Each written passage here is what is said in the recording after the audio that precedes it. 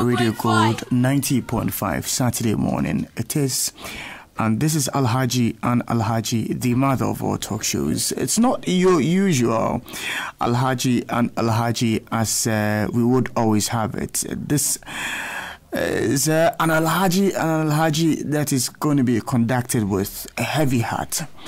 And I say a heavy heart because I know most of you who are doing the listening have already gotten the news, the sad information of the demise or the passing away of our late former Vice President Pakwesi Emisa Arthur. Yesterday around 7 thereabout, then information started getting to us here at Gold about the unconfirmed reports of the passing away of the late former Vice President. We decided to do our own checks, not to hurriedly put the news out there in the public domain. And so we started working our sources to, confirm the truthfulness of or otherwise of the story we're hearing here in the studio. And lo and behold, later on, we got the information, the news we had gotten earlier, around 7 thereabout, was indeed the case, and that the former vice president had passed on to glory. Snippets of information we gathered had it that he had gone to the gym with the wife and to go and train as usual, and he collapsed. He was rushed to the 37 military hospital, where I believe, if what I heard was correct, he was okay, until later on he passed on. The confirmation came when we had a statement coming from the family signed by Jabesh Emisa Arthur. That was yesterday, and the statement simply said, "Sudden demise of former Vice President," and it read, "With deep regrets, we announce the sudden demise of the immediate past Vice President of the Republic of Ghana, His Excellency KB Emisa Arthur. In Accra this morning, the family is grateful for the outpouring of love and support in this moment of grief. In due course, the family would keep the public informed of the funeral arrangements. Respectfully, we wish to request that the media gives the family some privacy in these very difficult moments." Some of us who were on air at the time were expected to exhibit some professionalism to go about our business and conduct, our interviews, and as usual, go about our normal business. But it proved difficult to do that yesterday, and so some of us resorted to playing of hymns, thinking, sitting quietly, and pondering on how death can so easily just snoop into our homes and take away our loved ones. May the soul of our departed former Vice President, KB Emisa Arthur, rest in perfect peace. Condolences from the entire team here at Radio Gold, the panel here for the show, to the family, the wife, the children, loved ones, friends. Our condolences to you. Tributes and statements started pouring in. We had statements coming from the GJA, we have statements coming from the NDC, we had the Vice President, His Excellency the President, also tweeting. And I'll take the time to go through some of the messages that came through after the news had been confirmed that the former Vice President had passed on to glory. I'll read to you a statement that came from the Vice President, Alhaji Mahmoud Baumia. And it read, "I received with shock and sadness the sudden death of my predecessor, His Excellency Kwesi Emisa Arthur, former Vice President of the Republic. He dutifully served our nation in the high office of Governor of the Bank of Ghana and Vice President of the Republic." It goes on, It goes on to say that he was always civil and can be described as a first-class gentleman. My condolences to his family, wife, children, and the NDC fraternity, and the entire nation. May his gentle soul rest in peace. That was a tweet from the vice president of the country. The sitting president, Nana Addo Dankwa Akufo-Addo, also tweeted after the news had come into the public domain.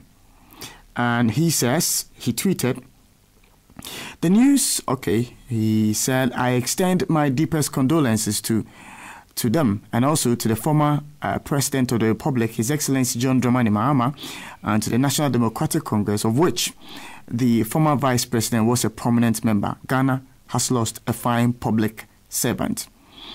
And at the beginning of that tweet read, I have learnt with shock and great sadness the sudden death of the former Vice President of the Republic, His Excellency Pakwesi Emisata. He has been a long-standing public servant who discharged his duties with dignity. May his soul rest in peace. And so that was the statement from the sitting president, the former President John Dramani Mahama. Also, upon hearing the sudden departure of his friend, colleague, brother, also sent a message. And I read that to you. And it says, shocking. No. PK was only last Saturday actively involved in our party's constituency elections in the central region. Very sad Friday. The NDC also tweeted as a party, and I will share that with you also in a bit. It says, a life well lived, rest peacefully in the bosom of your maker, sir. And they had a picture of the former vice president there in the tweet. They were later to issue a statement, which I will share with you in a bit. As my panelists go about with their own views and comments on the issues we are going to discuss this morning, I'll be reading to you some of the tributes and statements that have come through so far on the show. Prior to this sad news that we had heard, a day before, the news broke of the president relieving the chairperson of the Electoral Commission, Mrs. Charlotte Osei, and her two deputies from office. That was after the committee had completed its work and submitted their report, and a report recommended for the removal of these individuals. It became the issue that all of us thought would, dominate the conversation throughout the entire week and maybe the next 1 month or so, only for the vice president's own to pop up. But the lady in question, that's the chairperson of the Electoral Commission, the former chairperson of the Electoral Commission, issued a statement. I'll read that with you as well, for you as well, as we move along on the show this morning. But this morning on the show, we will pay tribute to the life and achievements of the late former Vice President of Ghana, Pakwesi Emisata, as the nation mourns his unfortunate demise. We would seek to critically analyze the removal from office of the chairperson of the EC and the two deputies and related concerns. If we do have the time, we would look at the statement by Vice President Dr. Mahmoud Bawumia on value for money in relation to inflated cost construction of health facilities in the country. My guests are already with me in the studio. And as always, I'll take the time to walk you through the headlines of the newspapers we have this morning, and then we will move along to begin our conversation today. Daily Guide has on its front page, Tsunami at Electoral Commission, I'm shocked, says sacked Charlotte Osei. Government explains dismissals. Emisata is dead. Leaders pay tribute. Murdered judges remembered, all on the front page of the Daily Guide newspaper. Ghanaian Times has a picture of the former vice president, and it reads, Emisa Arthur passes on. Also on the front page, Charlotte Osei, deputies were fired for misbehavior, incompetence. That's according to the Information Minister. Floods kill 5 in Kumasi. GBA holds Remembrance Day service for murdered judges of the Ghanaian Times newspaper. You will find on the front page of the Daily Graphic newspaper a very, very beautiful picture of the former Vice President, Pakwesi Emisata, waving, and it says, Ghana in shock. Nation mourns Pakwesi Emisa Arthur. Information Minister explains dismissal of EC officials. Mixed reactions create removal of EC bosses. And that's on the front page of the Daily Graphic newspaper. And finally, the Spectator newspaper has on its front page 40 years of gospel music, the story of Elder Kwesi Miracle. DKB, I will lift performance at Comedy Express. Having bushy beard is demonic. Let me check, because my beard is a bit bushy. Let me check. Which apostle is saying that? Apostle Anthony Amankwa. Okay, I will keep my views to myself. Physically challenged car snatcher jailed 15 years. How is that possible? What kind of challenge is it? A 33-year-old physically challenged, said to belong to a car snatching syndicate operating in some part of Kumasi, has been sentenced to 15 years imprisonment with hard labor by Kumasi Circuit Court for stealing a taxi, mobile handset, and 530 Ghana cedis. The judge, Mrs. Lydia Osema, for sat in and heard how Bernard Ajiman, also known as Benghazi, was said to have hypnotized the cabby with some concoction sprayed in a handkerchief before stealing the car. Interesting. So that's the story on the front page of the Spectator newspaper. This morning, my guests to help me with the discussion are Comrade Murtala Ibrahim Mohammed. He's the former Deputy Minister for Trade and Industry. Mr. Kofi Adams is the national organizer of the NDC. Mr. Emmanuel Wilson is the Director of Communications for the PNC. They will help me discuss these issues I've already tabled. As always, you'd know that this show is very interactive and that your thoughts, your views, and your comments play a very important role in our deliberations, and so we always entreat you to let us hear them.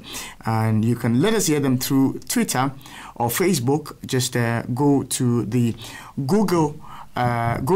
Play Store, go to Play Store and search for Samo Asian GH. Yes, go to the Facebook, go to Twitter and search for Samo Asian GH, and you'll find me there. You add me and you can start sending your comments through. If you don't already have these installed, go to the Google Play Store, install these applications, and you'll be able to join the conversation live. We're listening to across the world on Radio Gold 905 FM.com, and also live on PAP MCGH on Facebook. So you can watch the entire proceedings of the show live on Facebook on the wall of PAP MCGH as well. So that brings us to the point when my panelists come in to share their views and comments on the show. But as already prompted, I'll share with you some tributes that have come through so far as we go along. I will start with Mr. Emmanuel Wilson on our first issue, which has to do with the passing away of Pakwesi Emisa Arthur, and the sentiments being expressed, the grief that has caught up with the nation. Good morning, Imam. Good morning, my brother Sammy, and I hope you are doing well. I'm well. A very good morning to our listeners and to each and everyone who is watching us on Facebook. A special good morning goes to Honorable Abambagbian and to all leadership of this country's parliament. Yesterday morning, I woke up, and in fact, a call woke me up. And a friend communicated with me asking whether I've heard a story. I asked, what story? Then he said he has read it on social media, that the former vice president of Ghana is dead. I told him that, well, if it is a social media, most of the times social media communicates these informations and it ends up not to be true. So he should give me some few minutes. Let me do a cross-check. Before the call will end, another one came through asking me. So I quickly said, please, let me find out. I called some colleagues from the NDC, and they also told me that they've heard of it, but they need to find out. In less than 2 or 3 minutes, I got a call from a very reliable source confirming that what I heard is very true. I must state that the former Vice President, Mr. Emisa Atta, I never had any personal relationship with him. And so when it comes to his person, I wouldn't be able to say much about. Indeed, throughout his tenure as the Vice President of this country, our path crossed just once. We had a national function, and he was there as a special guest. And strangely, when he got in some few minutes before the program will begin. And when he got in, those of us who were sitting at a particular place, he came to all of us and shook our hands. How are you doing, sir? How are you doing, sir? And it gave me a very deep impression of him, even though it was a very short moment. Because most of the times, presidents and vice presidents at public functions, they will come and then will just wave the crowd. But this man went further to have a personal contact with, almost all of us there. And that is the closest that I've had a relationship with him. Notwithstanding, as long as he was the vice president of this country, he was the leader of each and every one of us in this country. It is very shocking. As a nation, we seem not to be having a pool of former presidents and former vice presidents. Indeed, as we speak, he was the only vice president who was still alive in this country. Former vice president, who was still alive in this country.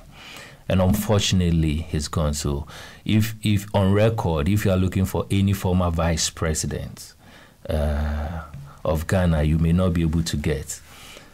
Only to argue that, yes, His Excellency John Mahama was a vice president, but even with that, he ended up becoming a president. So if we are speaking strictly a former vice president, we don't really have a former vice president in this country as we speak now. My condolence goes to each and every Ghanaian, particularly to the widow, the wife, and most importantly to his mother. The information I've gathered is that he had a very special relationship with the mother. And so the wish of every parent is that the parents will want to die for their children to bury them, and not the other way around. If Emisa Atta is over 60 years, then you can imagine how old the mom is. And so for this old lady to be alive and rather be the one burying the son, each and every one of us can imagine what exactly is going through. She's going to go through emotion-wise. And so we pray that God will strengthen her. We pray that God will strengthen the children that he has left behind. We pray that even though he is and remains the property and leader of Ghana, the immediate fraternity that will also feel it so much is the political party that he belonged or was part of, and that is the NDC. And so on behalf of the People's National Convention, we express our condolence to the leadership and to the entire membership of the NDC. We pray that in times like this, they will be very strong. God knows best. That is exactly what we keep saying. God knows best. And so we want to express our condolence to each and every one of them. Having said this, there's one trend that seems to be gaining so much roots in Ghana. And for me, I think maybe I belong to the minority, but I think that we need to take a closer look at. As human, as Ghanaians, we are very good and quick to speak very well of the dead. And when a person is alive, we rather decide to chastise and even say things that are not very true of the person. I have heard, and of course, when you and I were in this country, particularly in the 2016 election, I have heard and I read so many articles and heard a lot of individuals in this country, particularly some members from the ruling government, the NPP, giving all negative attributes and speaking very ill of the then Vice President, Emisa Atta. Today, the former Vice President is dead, and I'm hearing the same members singing a different tune. I think this inconsistency in our society must stop. If, Sammy, you believe that Emmanuel Wilson is worth receiving a flower, you don't wait till I die before you give me a flower. If you think that there is some good attributes of me which needs commendation, you don't wait for me to die before you do that. I think that kind of attitude we are accepting in this country, and I'm sure it may not really be a Ghanaian attitude. I think it is a human attitude. We need to shun away from, we need to run away from it and change our ways. You recall when the former president, Atta Mills, died.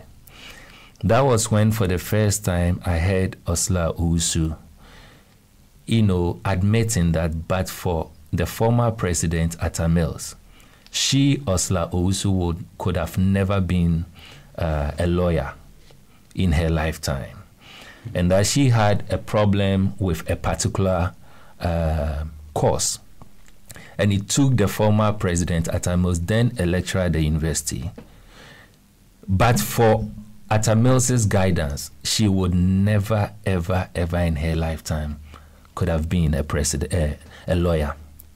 But you and I have been in this country, and when the former president, Atta Mills, was alive, you can recollect so easily some of the words that Osla Owusu used on him, just in the name of politics, in the name of political communication, because we belong to different political parties. You could really recall some of the terrible words which do not need me to repeat on air from Osla and some other members in this country. And that is the same thing I'm seeing happening to Emisa Atta. You read a comment from the current vice president describing Emisa Atta as one of the best gentlemen you can ever have in this country. And yet, you can also recall some of the comments that the current vice president, spoke against Emisa Atta in the name of politics during the last election. Not only him, tributes are coming in. I'm sure from the Flagstaff House, we will be reading tributes coming from the president himself. We'll be reading tributes coming from the NPP as a political party. We'll be reading tributes coming from other individuals who do not belong to the NDC political party. It is very worrying. And I must repeat, it is very, very worrying. And for me, we need to move away from it. I am not a fan of giving tributes to persons because they are dead.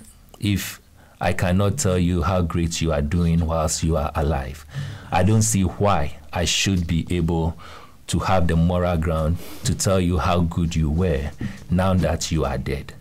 All I will say is that our condolence to the entire population of Ghana.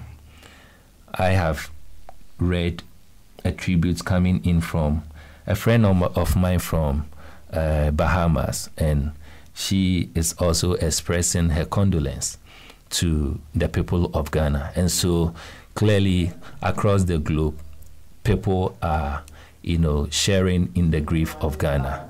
We pray that God himself will protect our leaders and protect our former leaders so that we can have a pool of experience, so that as we move on in the near future, anytime there are difficulties and there are challenges in this country, we will be able to reliably say that we have former presidents and former vice presidents.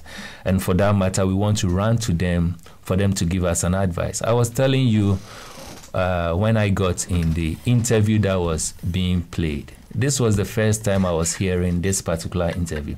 And for me, I am just amazed at the wisdom that the former vice president, the late Emisata, expressed in that interview.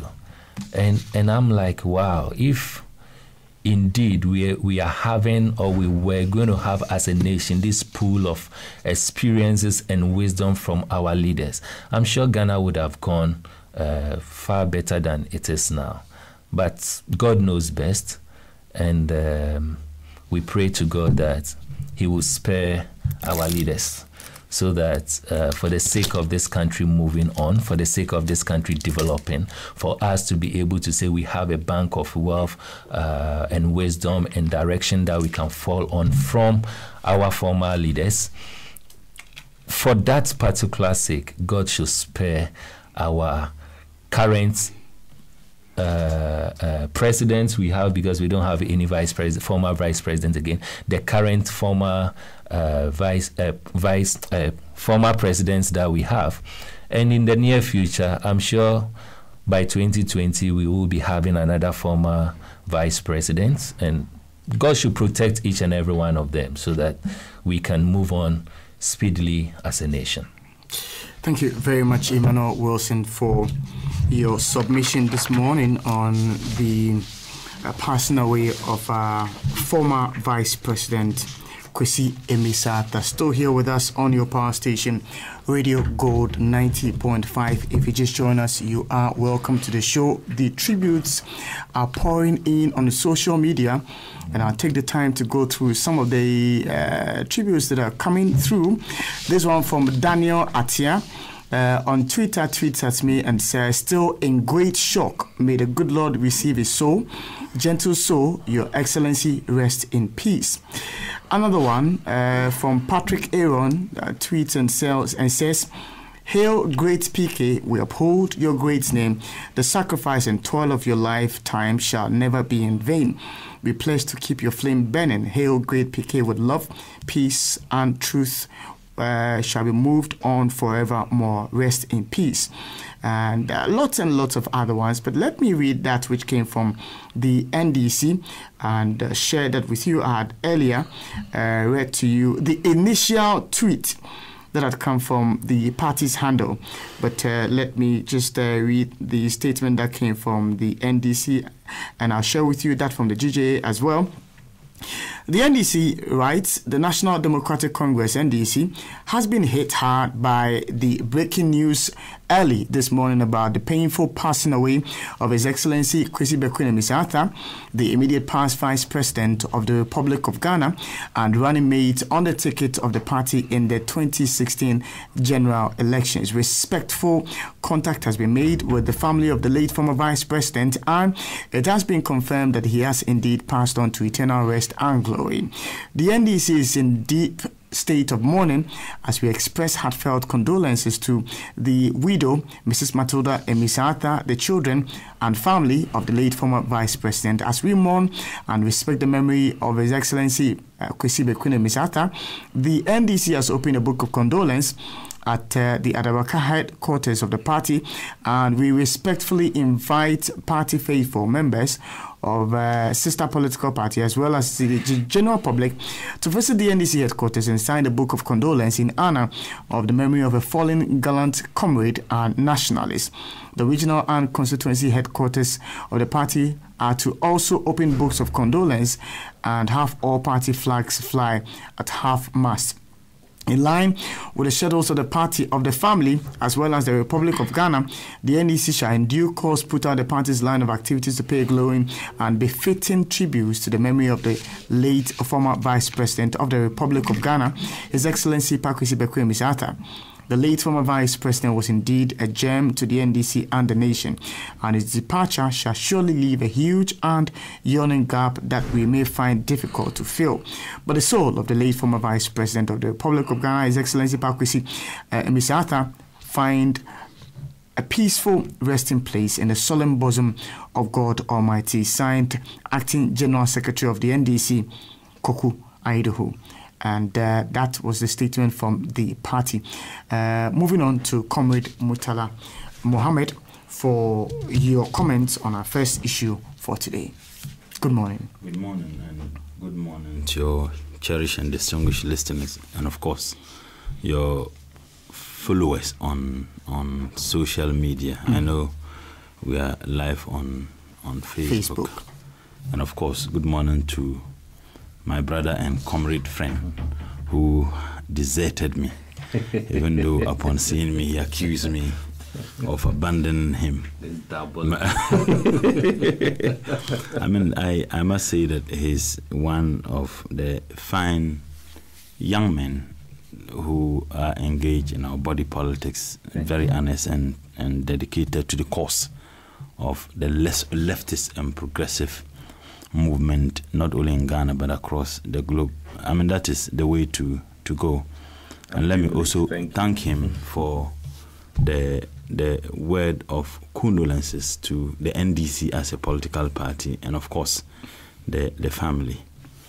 I can understand the agonizing circumstances with which the people of this country were in yesterday. I have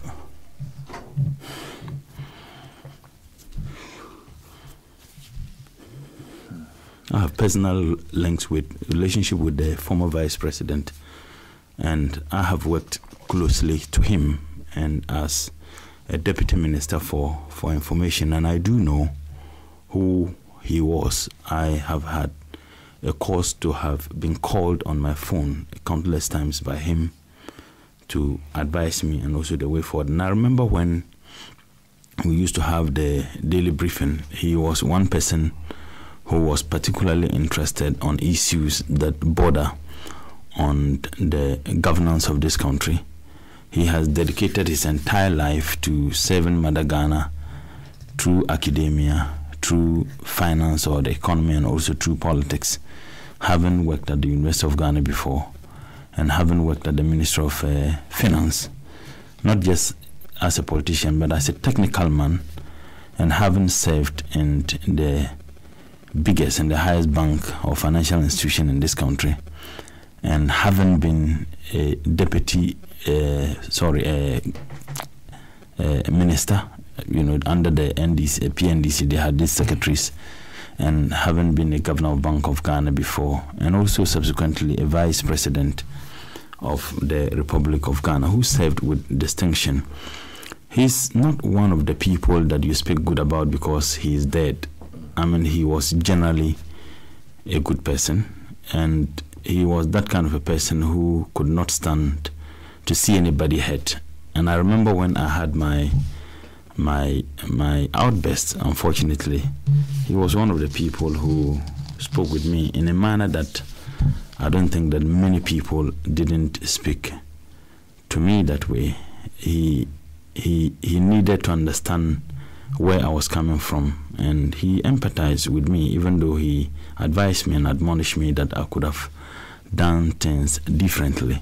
I mean, even when he was taking a firm position against you, you certainly wouldn't get hurt because the way he would do it, and for me, it would forever ring a bell. He was completely down to earth. He was very humble and very intelligent, and I know that a lot of the things that we were having during the briefing, there were things that his input was significant. Sometimes he calls us personally, and sometimes he will send my brother and friend, Honorable the former Deputy Minister for Information, James Ajanim Boatin. And frankly speaking, if you had problems with him, then it was your own creation.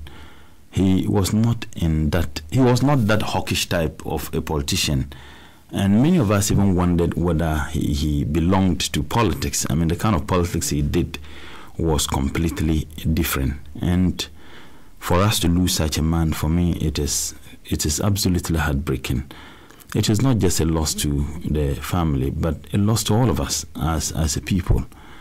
I remember when we had this galamsey, and when it became to the health, and the then President Muhammad took a firm position against these Chinese galamsey operators, and when they started deporting them, the Chinese government sent a higher-powered delegation led by India Minister of Foreign Affairs, or if you like, a vice president, if you can put it that way. And when he came, the vice president was very firm.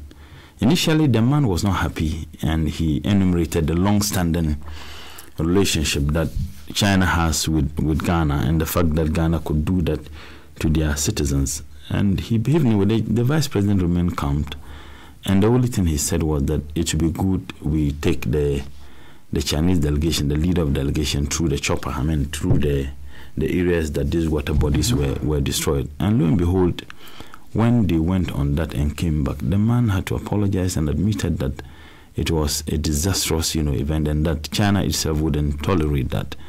Many people didn't understand how this thing was amicably resolved, and the Chinese never had any problem with the deportation of Chinese citizens, from Ghana, despite the fact that we have had long-standing relationship, bilaterally with China. This was the kind of a person the vice president was. But like my brother said, every human soul will taste death. The only being that wouldn't taste death is Allah, is God. Even the angel, in Islam we call it Malaika Maut, the angel that removes life itself will remove its own life. The only being. And I tell people that if several great men have gone, we will all go. And sometimes that is why we must always live life as though we'll be going tomorrow. Sean, in Islam, the name of the world is dunya. Dunya in the Arabic language means something that ends. So however you live in this world, you would certainly go one day. And that is why, for me, my view of this world has never been to please man, but to please God. And when you please God, you are bound to please some people, and you are also bound not to please some people. Nobody ever expected this demise. And you see, death is one thing that won't give you a signal. Even the person people who are terminally ill and lying down, they still have some glimmer of hope that they may get well. So death won't come to you and announce to you. Even those who are prepared and say that they should perform euthanasia on them, they would still have some hope that maybe something miraculous would happen. The sad aspects of the circumstance in which we are is the kind of statements that so-called religious men always make, and they make those statements when the unfortunate happen. I read something through social media. I haven't heard the man himself. Is it Reverend Owusu Bempah? Owusu Bempah. A statement purported to be made by him that he predicted the demise of the vice president. If indeed he said that, he should bow down his head in shame.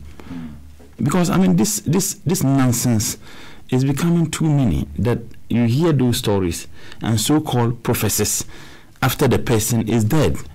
There has never been any death in this country that you wouldn't find one quack prophet somewhere saying that, oh, we predicted it. And I think that they can take cue from the other very decent and honest, if you like, reverend ministers and pastors and men of God who indeed have a huge following, but they don't engage in such things they engage in.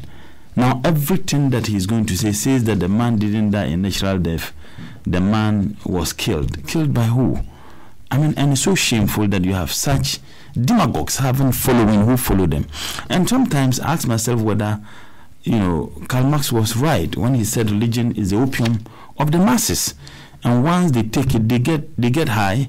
They don't even think through. They don't reason. You would find people who would believe this absolute balderdash at a time when the family is grieving, at a time when the entire state is thrown to a state of mourning. Then you have a pastor who is making this statement, to what end? What do you intend to achieve? What is the purpose? What is the agenda? And for me, I think that if for nothing at all, they should give some respect to the families of people who died in such circumstances. They should give respect to the dead. I know that the scripture, either the Bible or other scriptures, have all talked about the fact that respect should be given to the dead. And in fact, it is not for nothing, even in our traditions and customs across the continent of Africa, you don't even speak ill of the dead. I'll tell you, yesterday, when I got the information, even though I checked on very reliable platforms, that very reliable people indeed confirmed that unfortunately we lost this man.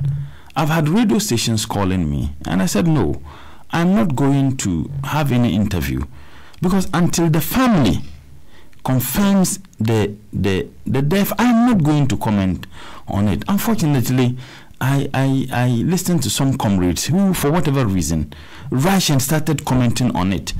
Even if you saw the man dead, until the family announces that, I mean, it's absolutely reckless that you would go granting interviews on that. And I was disappointed that I found senior comrades who were engaged in this absolute nonsense without any regard to the family. I think we need to move away from these issues. And you see, Sean, it is also a reminder that, look, death is a reminder to those of us living that what befalls some of us, our father, some brother, some uncle, what befalls him and the wife and the family will befall us. And that is why in these challenging times, we need to send our condolences, particularly to the wife and children and the father. And I'm told the mother is still alive, right? You know, our condolences to these people. Instead of engaging in, I predicted that the man was going to die, I predicted that something was going to happen to the man, and nobody sees anything wrong with that.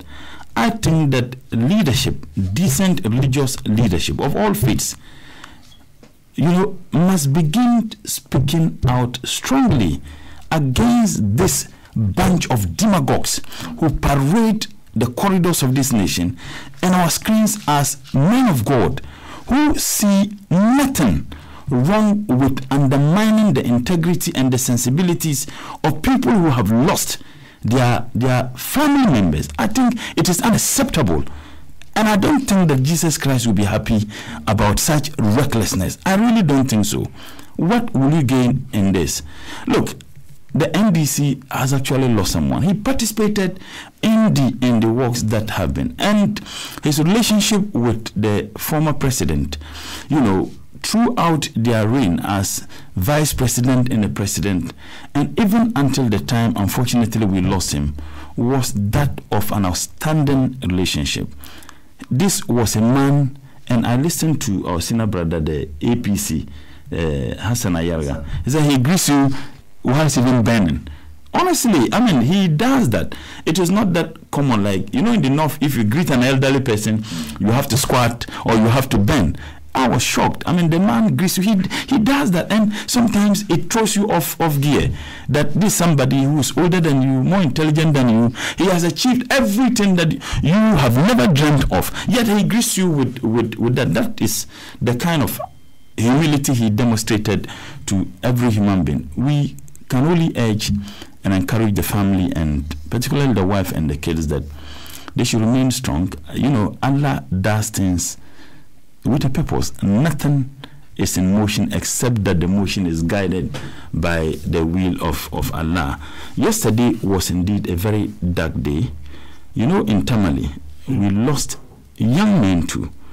Yes, really? As a result of an accident through the Fancy Gadam, one young rising, you know, talented artist of the north, who had another artist from the south who was coming for them to engage in or to participate in the concert, that the young men unfortunately lost their lives as a result. So our condolences to the brief families of the young men who lost their lives too. And it is once again a reminder to us as a people. Look, Sean, it's sad that you find people who hate each other on the basis of politics. If I sit on TV and radio, I would defend what I believe in with passion. I would defend the political and the ideological position I believe in with a passion. But that doesn't make me an enemy to anybody who disagrees with the position I believe in. It doesn't. And it doesn't make anybody who disagrees with my position an enemy. My best of friends, I have said it in Parliament, were MPP guys. Frankly speaking, you have huge members of your family belonging to either political party. Unfortunately, we tend to have problems with each other. We hate each other because we belong to different political persuasions. Look, Allah says in the Quran that I have created you nations and tribes just for identification, and that the best among you is the most pious. And the most pious can also be determined by your conduct. Now, must I be pretentious? No. Must I be very truthful and honest? Must I state an objective position on any matter and be firm in my conviction? It doesn't matter how many people disagree or agrees with me. And I'm saying that these are the kinds of things you hear people talk about His Excellency, the former Vice President. He was very firm, but very calm, and for me, he epitomized what Machiavelli says about the attributes of a good leader, that a leader must combine the ferocity of a lion and the cunning of a fox to achieve his objective. You could see him as someone who was being very calm, but if you work with him, you know that this was a person who was very firm and workaholic. I mean, that is one thing, down to earth.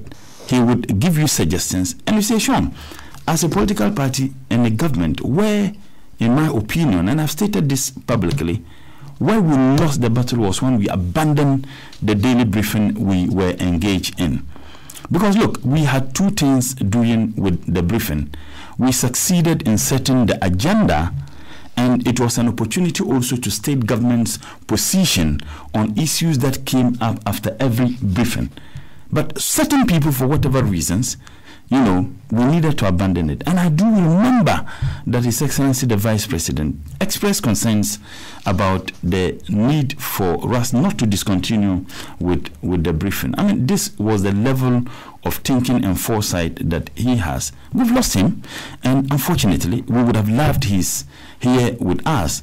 And I know that he would have played a significant role in shaping the NDC's campaign towards the 2020 elections. I know he would have contributed immensely, and any manifesto that the NDC would have written, for the 2020 elections, particularly on the issue of the economy. Unfortunately, we have lost him. I'm wondering whether there can be anybody who can fill in his shoes perfectly as he would have done. Whatever the case is, we have to keep praying to the family, particularly the wife. I have read, so the wife was supposed to launch a book, and of course, I believe that the husband would have been there. They went to the gym, very fit. This is a man who never joked with his exercise, his health. But hey, he's gone. I think that people must respect the family, respect the dead, respect the sensibilities of those who have lost a loved one, those who have lost a husband, those who have lost a father, those who have lost everything. You remember all the vile propaganda and lies peddled against him. His response at that time was just calm. You remember, before even his appointment and vetting, all kinds of stories, mud was thrown at him. He never threw back in a mud. He responded and took them on the chin. This is the kind of a person that we have lost. And for some of us, is profoundly and extremely, hurting. All right. Comrade, thank you for these beautiful words that you spoken of the former Vice President Pakwesi Misata. You're still live here on your power station, Radio Gold 90.5 FM. The tributes are pouring in on Twitter and then on Facebook. I'd like to hear yours as well. You can send it to me using the handle at Samuel Ishen GH, at Samuel Eshen GH. The Eshen is spelled ESHUN, and the Samuel Eshen GH is spelled together. So if you are looking for me on Facebook and then on Twitter, just spell it all together. You find me, you add me, or you follow me, and then you start sending these comments through. Let me go through some of the comments that so far have gotten through to me, and then we proceed. This one from Francis. Tweet and says, Amos Arthur and Atamilsis practiced the same politics with love and humility. That's true. Yeah. Daniel Wegure tweets and says, only God we plead to keep the gentle soul of our father, brother, vice president, and great statesman in perfect peace. Again, you say, we are all shocked in manifold ways that the all-competent men that claim to have... Okay, all right. Let me just skip that one. I'm still in shock. It is not a loss to only the family, but the whole country, my brother. May the Almighty be the strength of the family, NDC, and every Ghanaian. This one says... okay. Good morning, Mr. Shant, and to your panelists. Ghana has lost a great man with integrity. May his soul rest in perfect peace. That's from Abdul Kadir Razak. Kosi Fiagbe says, please. Okay. This one is not a tribute, but I'm sure it's related to the other issue we will be discussing this morning on the show. I'd like to hear yours and read it as well live on air. Let me share these ones. That he has. In fact, the book launch was done, and he actually attended, right? Yes. Yes. Attended. Someone just sent me a message on Tuesday, right? Yes. The book had been launched, and he attended the launch. Yes. So sad. Let me read this one. It says, a big tree has fallen, a good man is gone. May the soul of my father and mentor rest in peace. PK, you will forever be in my heart. And that's from Hadi from Pig Farm. Few others, let me just go through them.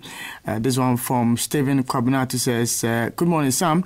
I had the opportunity of meeting with the late vice president on 3 occasions in his office at the Flagstaff House. He was a man you would come to love sitting and talking with him in less than a minute. He was a father, a counselor, and a mentor. When young professionals came into contact with him with the idea, he did what was expected of a father, provided guidance and watched us grow ourselves. We will miss him so much. My condolences to the family and his wife and children. Stephen Kobnatu sent that one through. Charles Nyame. Okay, Charles, yours is in connection with our next issue we'll be discussing, which has to do with the Electoral Commission.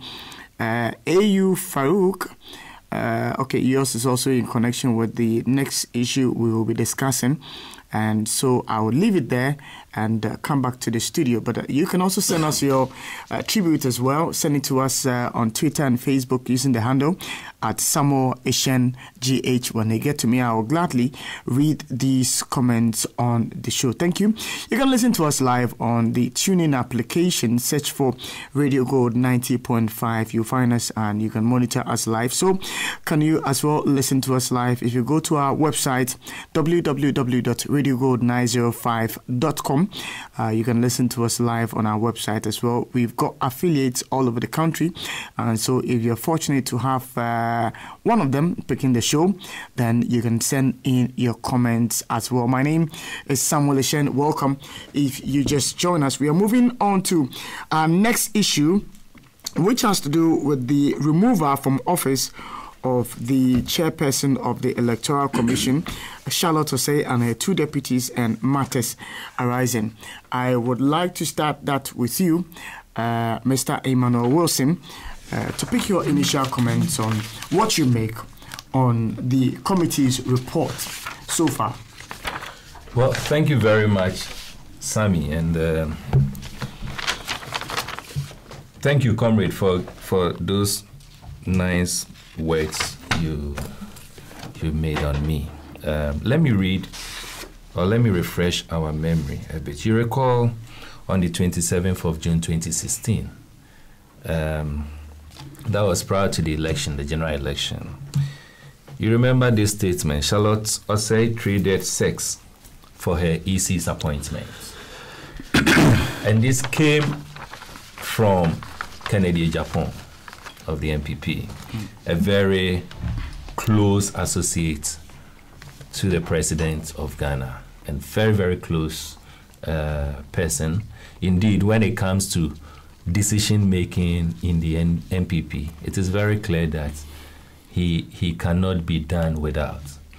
And just recently, information that came to the public through Nyantechi indicated that even the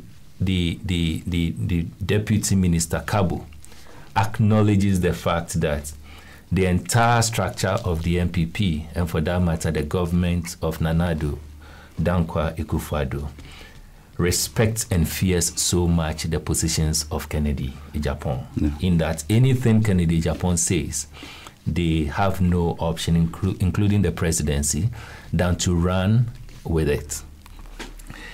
Again, 22nd February 2016, Charlotte is on a mission to rig 2016 election. And this came from the then Director of Elections, Martin Kosa. And if you attest to it, when the NPP came into office, Martin is now a deputy minister. And so that also tells you how close Martin is when it comes to the corridors of the presidency.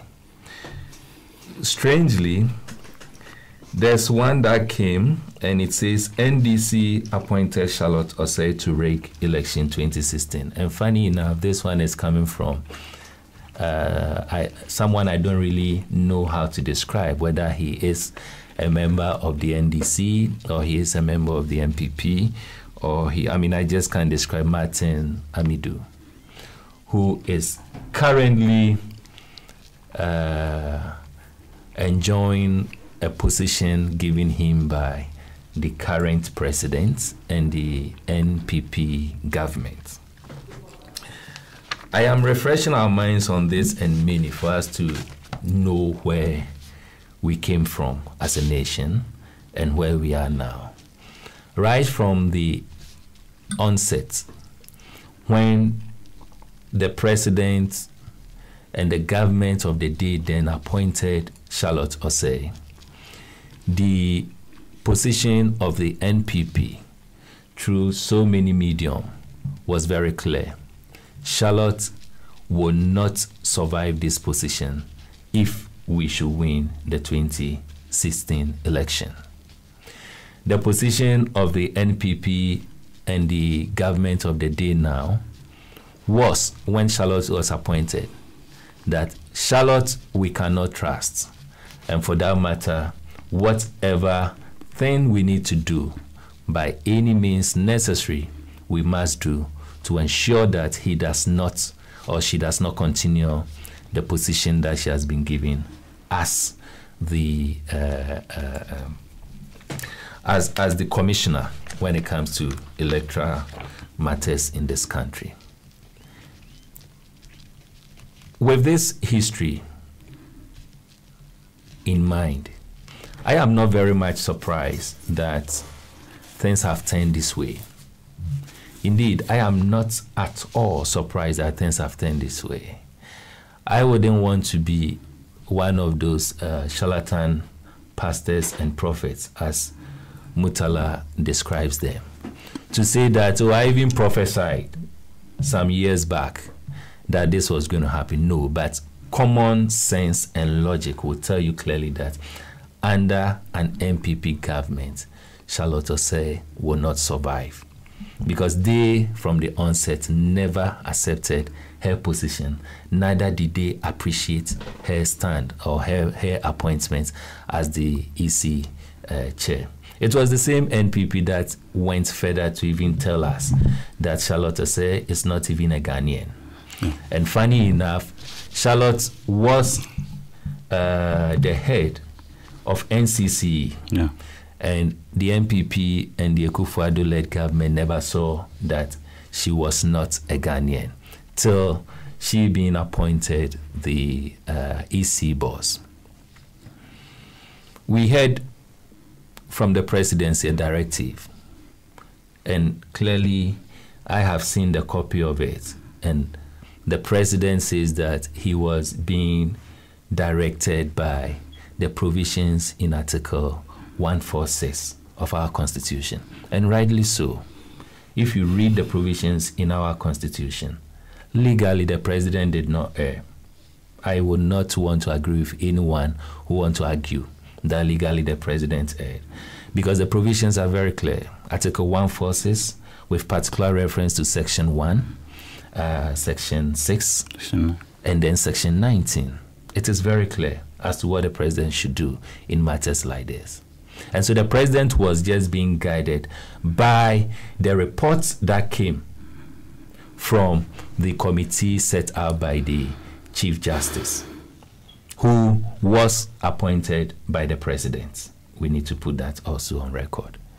On the issue, the statement that came from the president indicated that the chairperson, Charlotte Osei, and her 2 deputies have been dismissed from their post with immediate effect on 2 grounds. 2 grounds. The first ground is known as incompetency. The second ground is known as misbehavior. Unfortunately, the statement coming from the Flagstaff House did not tell us into details what constitutes the misbehavior and what constitutes the incompetency. It will only, I'm assuming that it will only be defined in the committee's report. And so, till me getting access to the committee's report to read into details what the committee was referring to as incompetency and was referring to as misbehavior, it will be difficult for me to state that the committee did its work well or didn't do its work well. But having said that, there has been some few portions of the report that has come out, which I have seen. And in that portion, I think it's just 1 page that I have seen. It makes reference to procurement impropriety, as in the way in which Charlotte and the commission engage in certain form of procurement with regards to activities of the EC, particular reference to the 2016 election. It went not in accordance to the procurement acts of this nation, per the report. That is the snipers, the part I have seen. As I indicated, I've not seen the entire report, but from what I have read, which is supposed to be a portion of the report, this is what it means. Now, on that score, I am struggling to place it. I mean, I'm struggling to decide whether to place this under misbehavior or incompetency. But if it is really something to go by and go with, then I think that as a nation, we need to be worried so much. We need to be worried over this selective justice that seems to be going on under this current government, where I commit an offense, or it is alleged that I've committed an offense A, and it is alleged that Comrade Murtala has also committed the same offense. But because Comrade Murtala is associated to and with the presidency in probably by blood or by friendship or what have you, I will shield him. But because Emmanuel Wilson is not associated on that same ground, I will want to let the law take its course when it comes to Emmanuel Wilson. Indeed, if we are talking about procurement impropriety, in this same government, we've had instances where appointees of the president and appointees of this government have engaged in the same act. And unfortunately, those persons are still enjoying the positions that they are holding. A quick example is the finance minister. Is it because, the finance minister is enjoying his position as a finance minister? Is it because he's related to the president by blood? Is it because he was a financier of the 2016 election when it comes to the NPP's campaign and the president's campaign? These are questions that comes into my mind. But as I indicated, it will be very, very appropriate for us to get all these detail from the report, then we can make an intellectual argument on it. But in moving forward, if you go and you want to rely on jurisprudence, it is important to know that in applying the law, even though I indicated that legally I do not see the president erring anywhere per the provisions in the Constitution, you ask yourself that in applying the law, you ask yourself whether the situation, the circumstance, and the moment, this particular law I am going to apply, whether it is legally right to do so. It may be legal, but it may not be right. And so you ask yourself, if you really want it to be accepted by all, you ask yourself whether in the application of this particular provision, whether what I'm going to do will be seen to be legally right. If it will not be seen to be legally right, it will be appropriate that you do not, engage in it. All over the world, particularly in Africa, Electoral Commission operates on one key attribute, and that attribute is what is called credibility.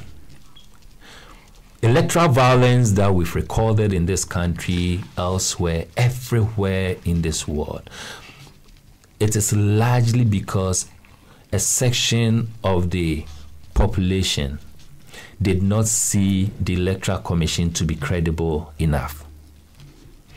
We have just 2 years into a major election. Just next year, we are going to start what we call the District Assembly election, where we are going to appoint, or we are going to elect the assemblymen and the assemblywomen. Of course, the president has failed to execute one of his major promise of electing MMCs and DCs. And so, that is another issue we'll have enough time, later on to discuss. But clearly he has failed to fulfill that promise. He did not have the political will to do what he himself promised the entire nation that he was going to do. And so next year we are going into what we call the elections of assembly members, district assembly election. Just after next year, the following year, 2020, God willing, we are going into a major election where we are going to elect our parliamentarians, and then we are going to elect who becomes the leader of the executive wing of the governance that we are practicing, that is the presidency. We ask ourselves, 2 years to general election, a president who indicated, and his party indicated, throughout 2016, 2015, right after Charlotte Osei was appointed, that they are going to do everything possible to ask this appointment and ensure that they bring in their own members to head the EC. The question we ask is, how credible are we going to see Electoral Commission with this turn of events? We are not only going to have a president appointing a chairperson for the Electoral Commission, we are also going to have a president appointing 2 deputies for the Electoral Commission. And so we have the president appointing the chairperson and 2 others. Clearly, the operation of EC as we move into the 2020 election is going to move and stay largely on the appointees of this president. Funny enough, the president is going to be a key player in the 2020 election, or the NPP as a party is going to be a key player in the 2020 election. A player in the 2020 election appoints 3 referees in the 2020 election. How are we supposed to accept the outcome of the 2020 election? How will these 3 appointees, how will these 3 referees be able to convince the People's National Convention, will be able to convince Emmanuel Wilson and will be able to convince other political parties that will be engaging in the 2020 elections that in terms of fairness and credibility, we should rely on them.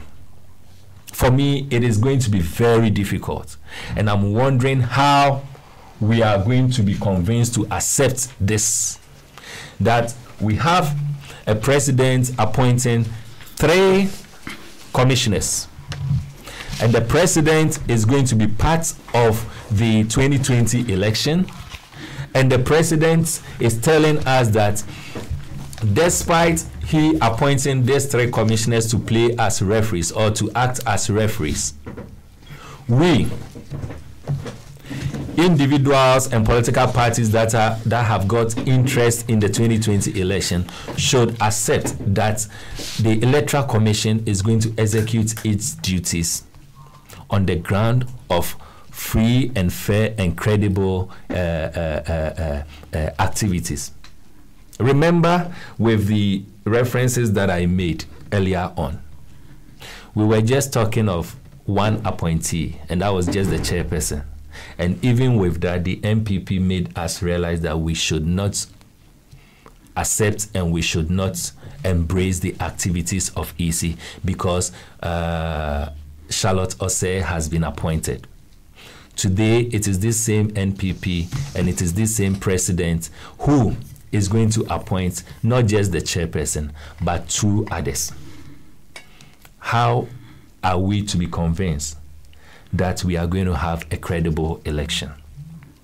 Because this is just a preliminary and introductory statement, I would just want to end by advising that we should find a way of having a broader consultation when it comes to the appointment of these 3. We should find a way of seeking the opinions of significant institutions, significant bodies in this country with respect to the appointment of these 3 individuals who are going to head the Electoral Commission. Because if we do not, and we take for granted the issue of credibility, it can spark electoral violence, because that has been a strong ground in all places where electoral violence has been recorded. I expect that in the appointment process, we should involve leadership of various political parties and all political parties. Let's involve leadership of the Christian Council. Let's involve leadership of the Peace Council. Let's involve leadership of the Islamic Council. Let's involve leadership of all other recognized institutions in this country. We should not take this for granted, because it is really a very serious issue. The issue of credibility, if we decide to downplay it, it will not augur well for us as a nation. I usually don't do this, but are you suggesting this action would invariably taint the independence of the EC? You know, just yesterday, someone called me and said, "Honorable, I have an issue." I said, "What's the issue?" It is becoming alarming that all major institutions we have in this country, the president has found a way of doing the appointments. And I said, "What do you mean?" He said, "When it comes to the security, when it comes to the judiciary, and now we have the Electoral Commission. And in any general election, these are the key institutions that play: the judiciary, the Electoral Commission, the security." And so I am saying that if the president, and for me, I have indicated that when it comes to, when you argue on the ground of legality, you find it difficult to convince me that the president erred per the provisions in the Constitution. But I'm saying that we need to look at what is legally right. And now that the president is going to appoint 3 commissioners, having in mind that we have just a year to start elections, 2 years to go into a major election, the president will find it difficult to convince me, who is a major stakeholder in the 2020 elections, that bringing 3 appointees to play or to serve as referees in a game that the president himself is going to partake in, the president is going to find it difficult to convince me that we are going to have a very credible election under his 3 appointments that he's going to make. All right. Thank you very much, Mr. Emmanuel Wilson, for your initial comments on our second topic. Mr. Kofi Adams, the national organizer of the NDC, is here with us. I'll pick his comments on our first topic we've been discussing so far before I come to the second issue, and then he will leave us midstream whilst the show is happening because of what is happening with the former vice president. Lots and lots of meetings and planning going on. So obviously, along the way, he will leave us in the middle of the show. Mr. Adams, good morning. Good morning, session, and good morning to my comrades on this panel, Mr. Wilson and Comrade Murtala. And good morning to listeners and viewers through your other media platforms. I must say, this has been a very difficult week for us as a political party and a country. The week started so well and good with an elaborate report of the successes that we chalked over the last weekend in our party internal elections at the constituency levels. By Tuesday morning, we had organized a press briefing and informed our party members and the country at large about how successful that program was, and we were so happy knowing that we've laid yet another strong foundation after the branches towards recapturing power in this country and doing the great and good things that we have always done. This was followed after that Tuesday's press conference with a Wednesday meeting of the Council of Elders. And as usual of late former vice president, he doesn't mix council meetings. And he doesn't also joke with his time. So if a meeting is penciled for 10, be sure that at least 15 minutes before 10, he will be there. The council equally have a vice chair in the person of Alhaji Mama Idrisu, who himself also doesn't joke with time, so you can imagine. I had the privilege or the honor of being the one to join council meeting on that day as national organizer, because my general secretary was not in the country and our national chairman was equally engaged in another assignment to brief council members about the outcome of the constituency conferences and what is left out and where we need their intervention and the next level. And so for close to about 4 hours, I was with council members that Wednesday, a meeting that started about 10 o'clock and traveled all the way to even about 2. I left at a point and came in again to join them, briefing them. And as usual of Pakwesi, as he's affectionately called, he actively, and sometimes you will think when you go for meetings, you may think that he's not paying attention. Wait, and when he starts asking follow-up questions, then you know that this is somebody who has taken time to listen to everything. Where he needs to put something on paper, he will so write. Usually, we hear people say that, oh, the bad is not said of the dead. But you see, this is someone that we are not saying the good because he is gone. But that is what he is and who he is. You may, for example, disagree with maybe his style of politicking, but you cannot say that this man is bad or was bad, and it's because he is gone. That's why you don't want to talk about that. I got much closer to him, especially after our 2000 election loss. He became more active and interested in the politics of Central Region thereafter. And I happened to be the regional youth organizer for Central Region.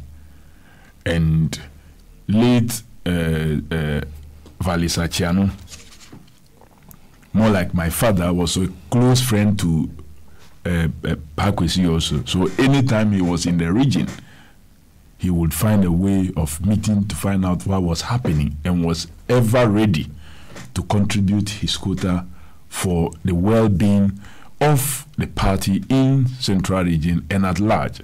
I've heard many other persons talk about what he did in their region also at that time.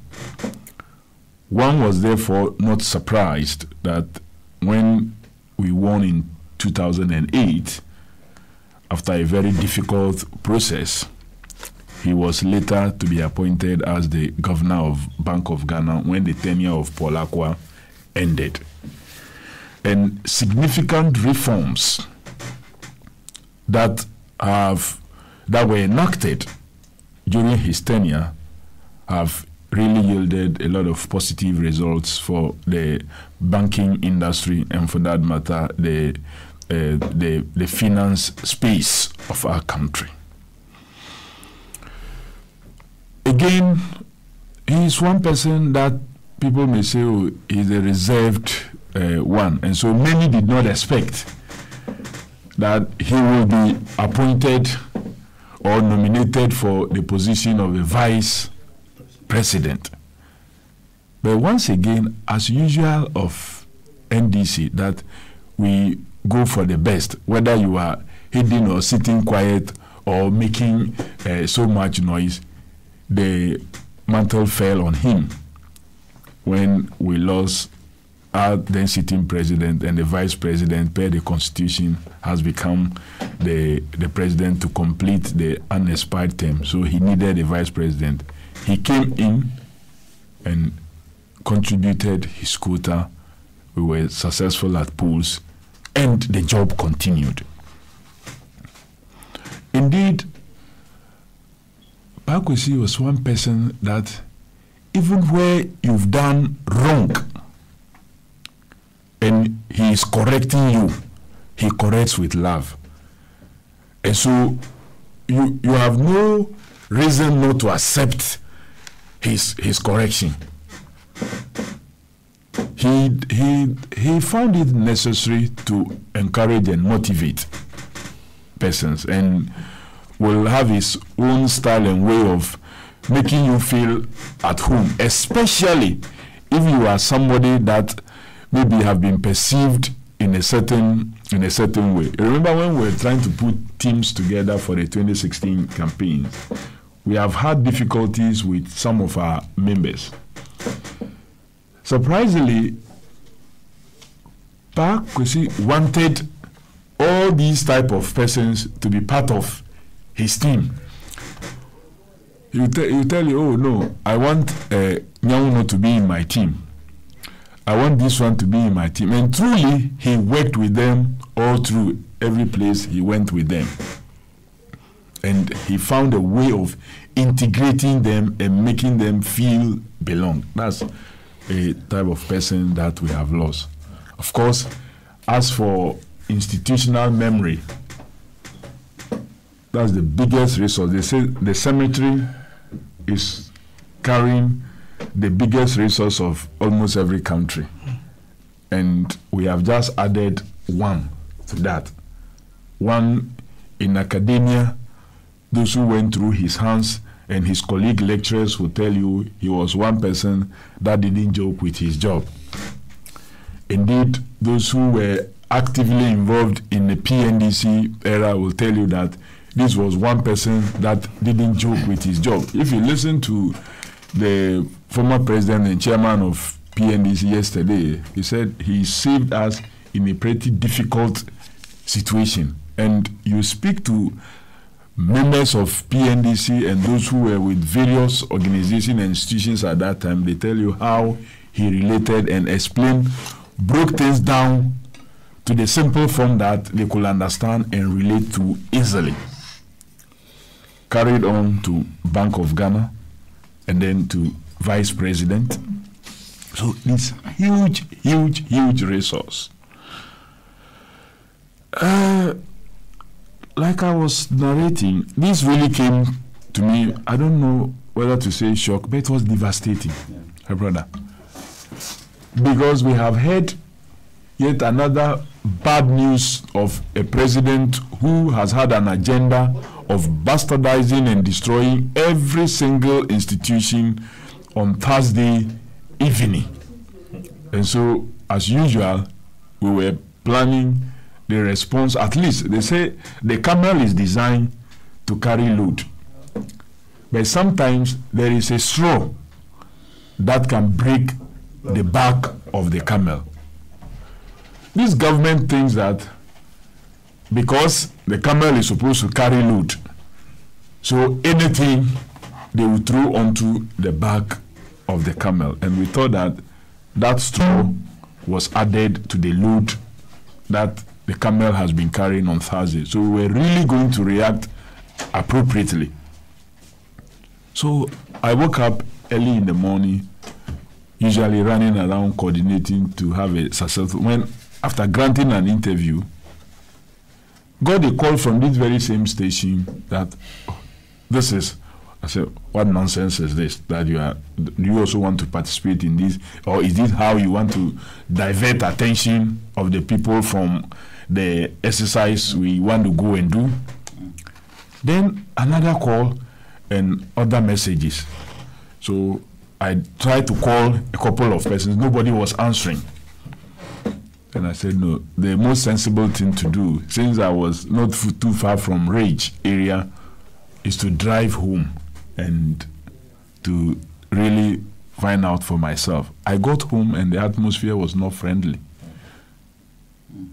Like everybody was down. I said, no, maybe it's not true, because something must be done, and something, this man can't go like that. Someone on Wednesday, we were together, he was so active, and I'm expected to finalize some work and submit same report to him and other council members, so a next emergency meeting will be called for them to deliberate on. It can be true. So no, I'm going to the 37 there myself. Truly, as he said when we got there,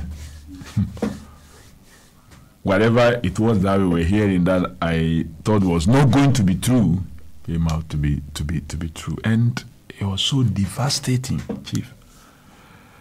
Here was somebody who he wasn't driven to the hospital. He actually drove himself to a gym with the wife, as they usually do. Went through the processes.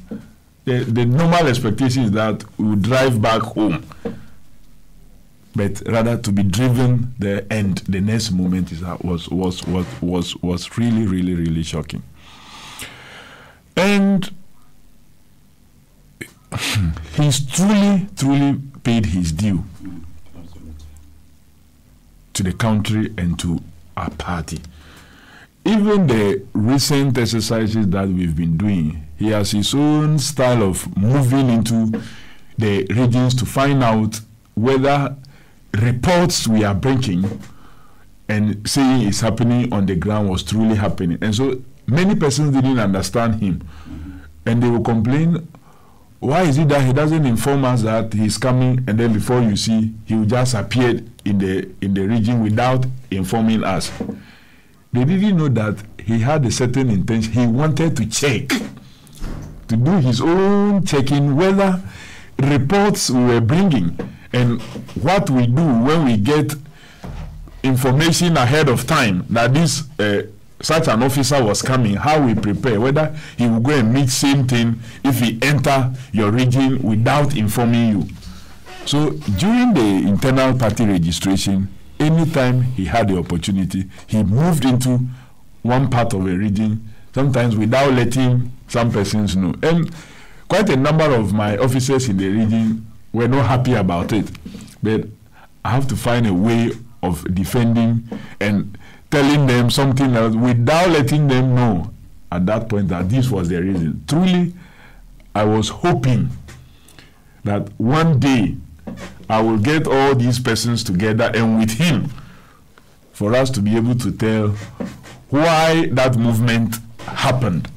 Unfortunately, I have to tell that story today without him alive.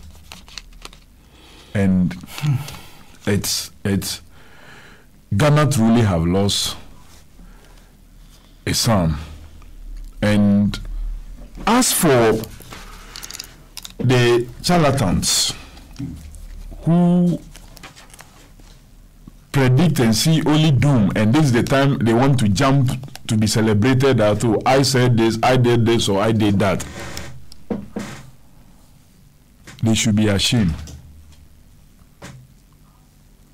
And it's high time we sanitize the religious space in this country.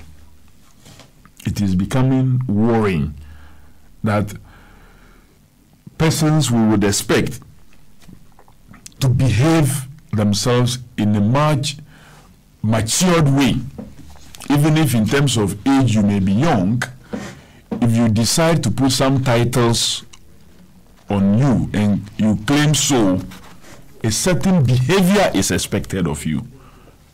But many of these persons have not behaved themselves, and it's high time we call such persons to order.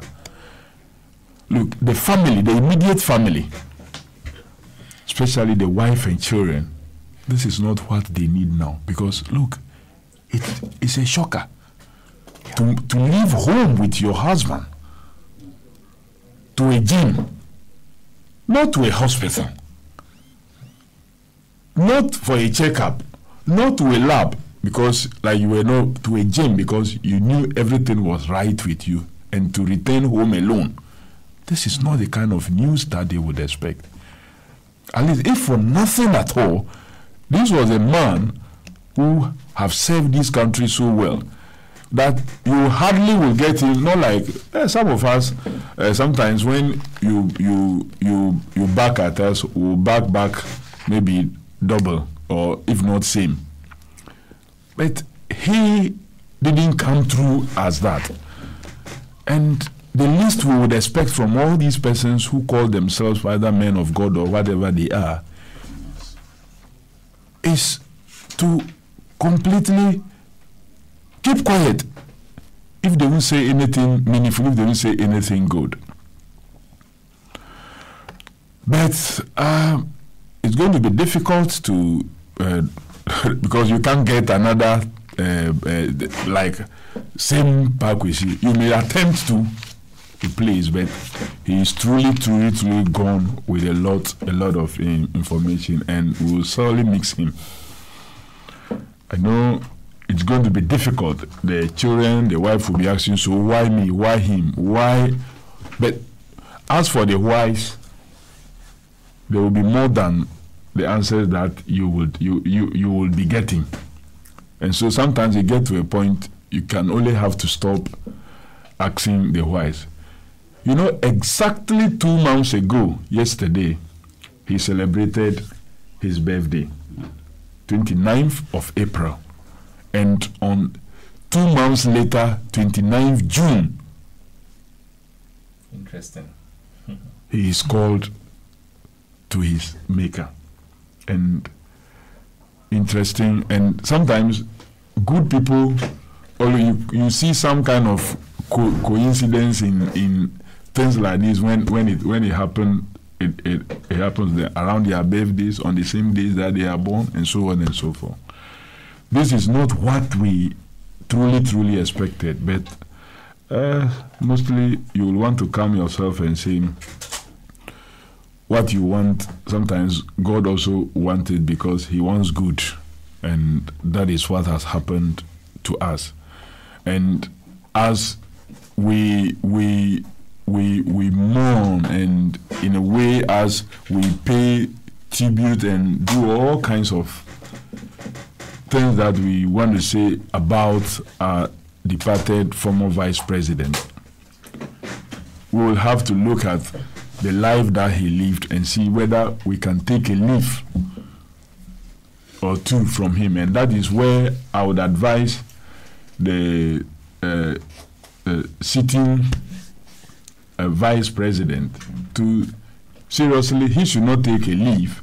If it's possible, he must take more than a leaf from the way Vice President Misata ran himself, and reduce, or if he cannot stop some of the falsehood and things that he chants out there, at least take this opportunity to reduce it, because for him a leaf will not be enough. He needs a lot of leaves, and we have truly but lost. What's the correlation between falsehoods and health? What's the correlation?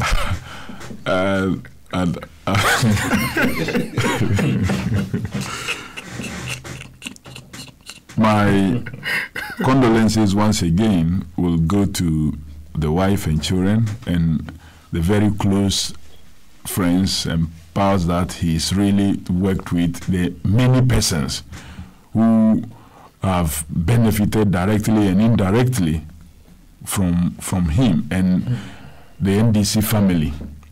We've lost a huge resource, and may his soul rest in perfect peace. And surely we would invite every comrade to join in really mourning him and paying the glowing tribute to him. And that is why, as a party, we have directed, aside the headquarters that have opened a book of condolence and our flags flying at half-mast at the headquarters in honor of him, we have asked the regions and constituencies to do same and open books of condolence in honor of him.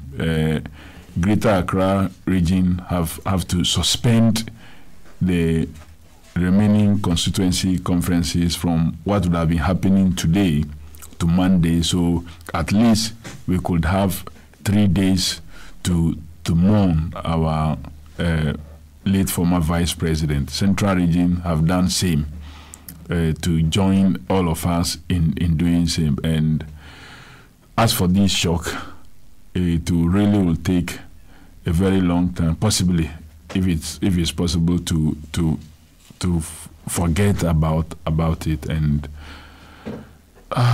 once again, I must say, may his soul rest in perfect peace. All right, but I know you have a very tight schedule today.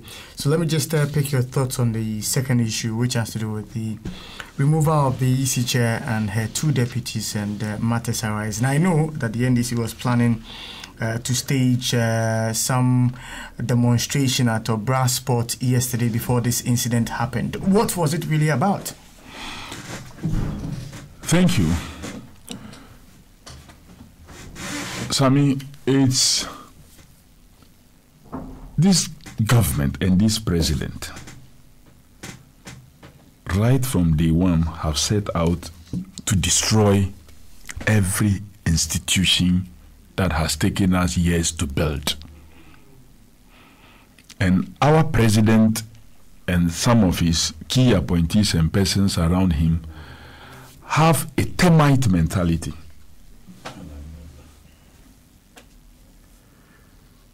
Their appetite to destroy is like termites attacking wood in the name of building terminatariums. That's what they have done virtually every institution. And so it is not an NDC affair, but it is about this country. Whether it is ministries, other departments and agencies, you see on daily basis destruction of this institution and setting aside of experience and hard-working civil servants and structures that have been put in place. Look, when the NDC won power in 2008, the then President Kufuor, had done some appointments in the later part of December 2008. And truth be told, like for example, for an institution like Cocoa Board, that was about the first time somebody from within the ranks who has gone through the ranks was being appointed the chief executive of Cocoa Board in the person of Mr. Fofie. Of course, the NDC administration, like President Akufo-Addo is doing now, and has decided not to learn anything, could have just said, no, this last-minute appointment, when we have had the first round already, and it was clear the NDC was going to win, any such appointment that is done in that last minute, we are going to revoke the appointment. But we thought it necessary that this was someone that we must allow for once and test.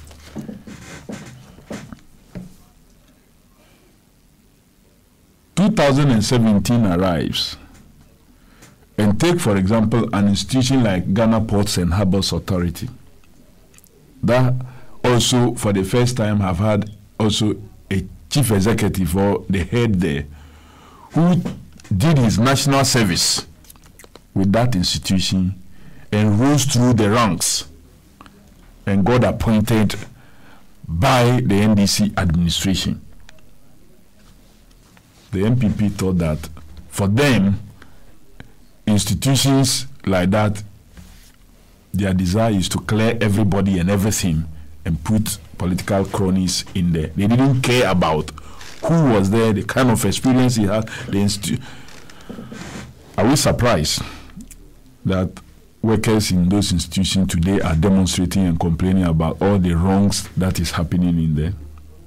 And so we thought, at least if President Akufo-Addo would be attacking some other institutions, the Electoral Commission will be spared his galamsey activity. But no to that. Like has been said by Emmanuel earlier, the agenda was long set, and so it must carry on. So a frivolous petition by faceless persons that we found out later included even deceased person, someone who is no more alive, who was long dead, was submitted to the president. And according to the communication that we were told then, proven today by the report itself submitted, it didn't take a day. By the next morning, the president had read enough and was so satisfied and has forwarded it. And the answers we were giving then was that the president was just a conveyor belt, and that when there is a petition against anyone under Article 146, his duty was just to pass it on. And I would let you know later that this is not the case. And if the president was truly a conveyor belt, the president have decided not to be a conveyor belt when it affected persons that he thinks that he put them there and they are working for his interest. Because in the same vein, the traditional authority and then the youth and other persons have delivered a petition to His Excellency the President. We are now being told, after we were told in the case of the chairperson of the Electoral Commission and the two deputies, that the president is just a post box and a conveyor belt. Today, because people are asking them questions about why that of the Chief Justice is not being forwarded in the like manner. They say, oh, the president is no more a conveyor belt. And the president can determine whether a petition is frivolous or not. Then you now pick the issues that even the committee itself considered, and that was enough justification to get these persons out. And you read them, and mostly, especially the ones against the chairperson of the commission, are to do with procurement, procedure, and processes. Nowhere in the report, at least we have laid hands on so far, have indicated that when the commission or the commission chair chose restrictive tendering, this process made the country or the commission to incur more costs than they could have incurred if they had sought permission from the Public Procurement Authority. One would therefore now ask, what is the core mandate of the Electoral Commission? Clearly, they are to register Ghanaians who are qualified to be registered, and they are to conduct all public elections in this country and referenda. Is it the case that they have failed to perform this function creditably as a commission? The answer is no, because they have performed this function over the years quite well, to the point that the last election produced a result that did not go in favor of the incumbent or the ruling party, and it went through peacefully. So the performance of their core mandate really has happened without doubt, without question. But in the course of executing those core mandates, is it the case that the Electoral Commission will do procurements? Yes, they will. Is it true that they did procurement through restrictive tendering? Yes, they did. Is it the case that they needed to ask permission from the PPA to do that?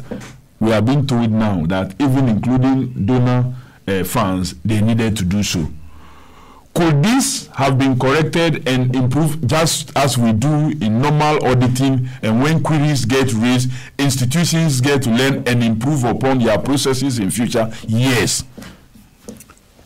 That is why we thought that, but for the fact that an agenda has been set long to tinker with this institution and to get them out, the so-called stated reasons of misbehavior and incompetence cannot stand a test if it is put through a test. Again, it is not just the 3 commissioners that we have lost now. Indeed, one already have gone on retirement since April. So, and if you look at the ages of the other 3 remaining, about 2 should be retiring before the 2020 elections. So we are talking about one president appointing 6, because 2, 3 sacked, 1 is on retirement, and 2 will be going again. 6. But 90-something% of the commission. Of the commission membership. Wow. That's dangerous. Over the years, you may have a president come in and then will appoint 1 or maximum 2. 1, 2.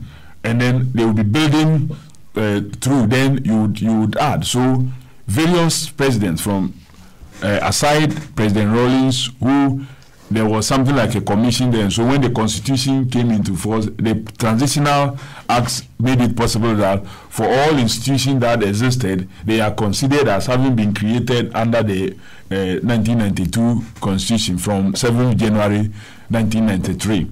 And so they had caused then later to appoint Dr. Kojo Afarijan, who was then deputy who conducted the 96 elections and then the 2000 elections, 2004, 2008, and then 2012. Then President Kufuor comes in, also had a chance to appoint some other commission members or commissioners, as you want to put it. President Mills did same, and then President Mahama had a chance of appointing the chairperson of the commission again. Now the whole idea is that clearly this government and the party have realized that they won the last election on the yardstick and basis of falsehood, lies, promises that they knew very well at the time they were making them that they would not deliver. But at least the recipient of those promises had a different understanding that they were bringing in a government that would deliver all those promises. Now today, it's clear in the minds and on the faces of Ghanaians that this government has failed. And because they have failed, they are more than ready to see their back. And so their thinking is that whatever means we will use to save ourselves, let's do it. It's like a drowning person thinking that the straw that he or she finds on the surface of the water can save him or her. And so you want to hold on to it, but you don't know that holding on to that straw there will not keep you afloat. You will surely sink.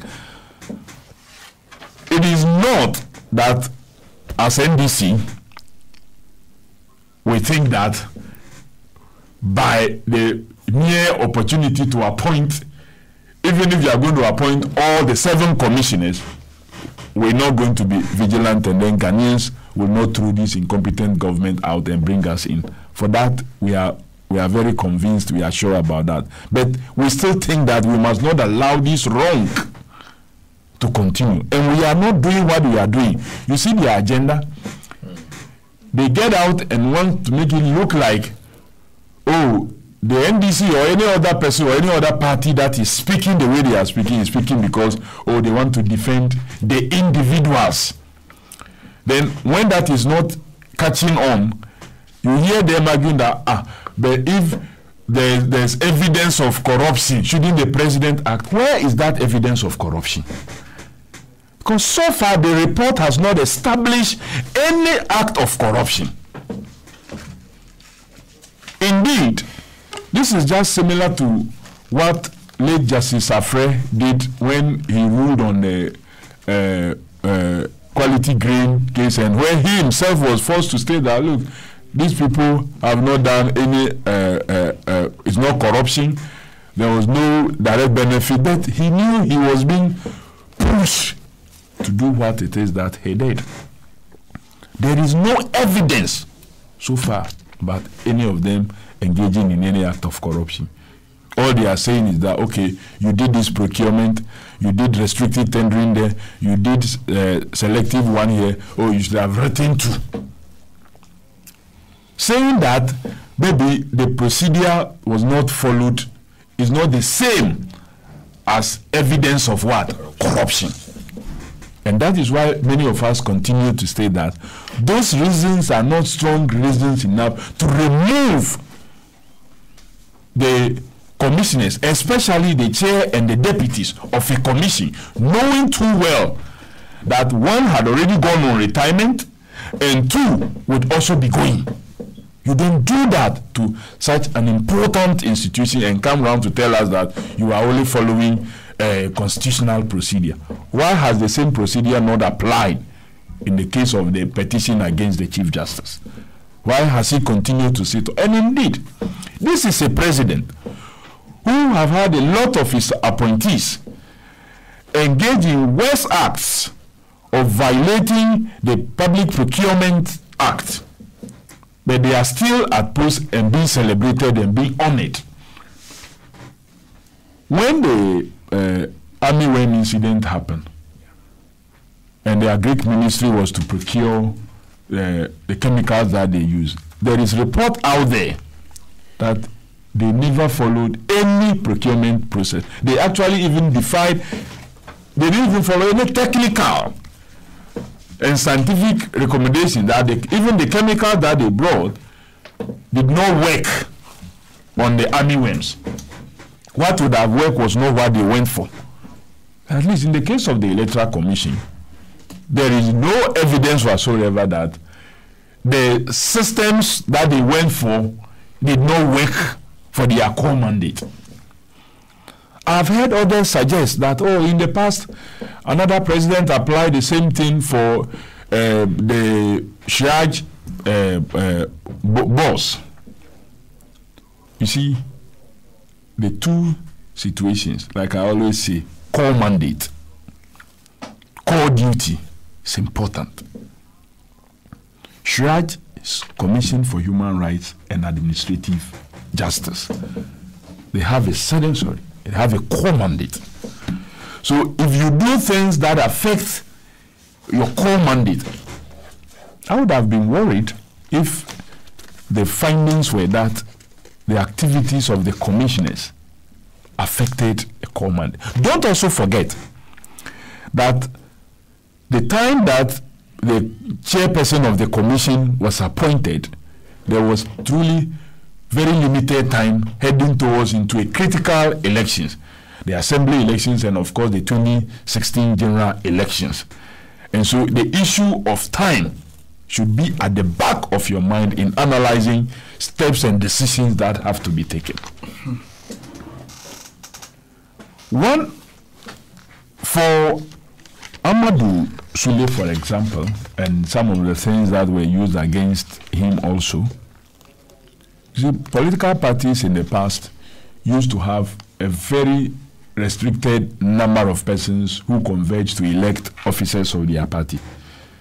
And so mostly you leave arrangements to be done at the constituency or district level, where they will go and invite the officers of the Electoral Commission, who may just come with 4 staffs to come and supervise that process. But over the years, we have opened up and enlarged our base participation in terms of decision making, even at that level.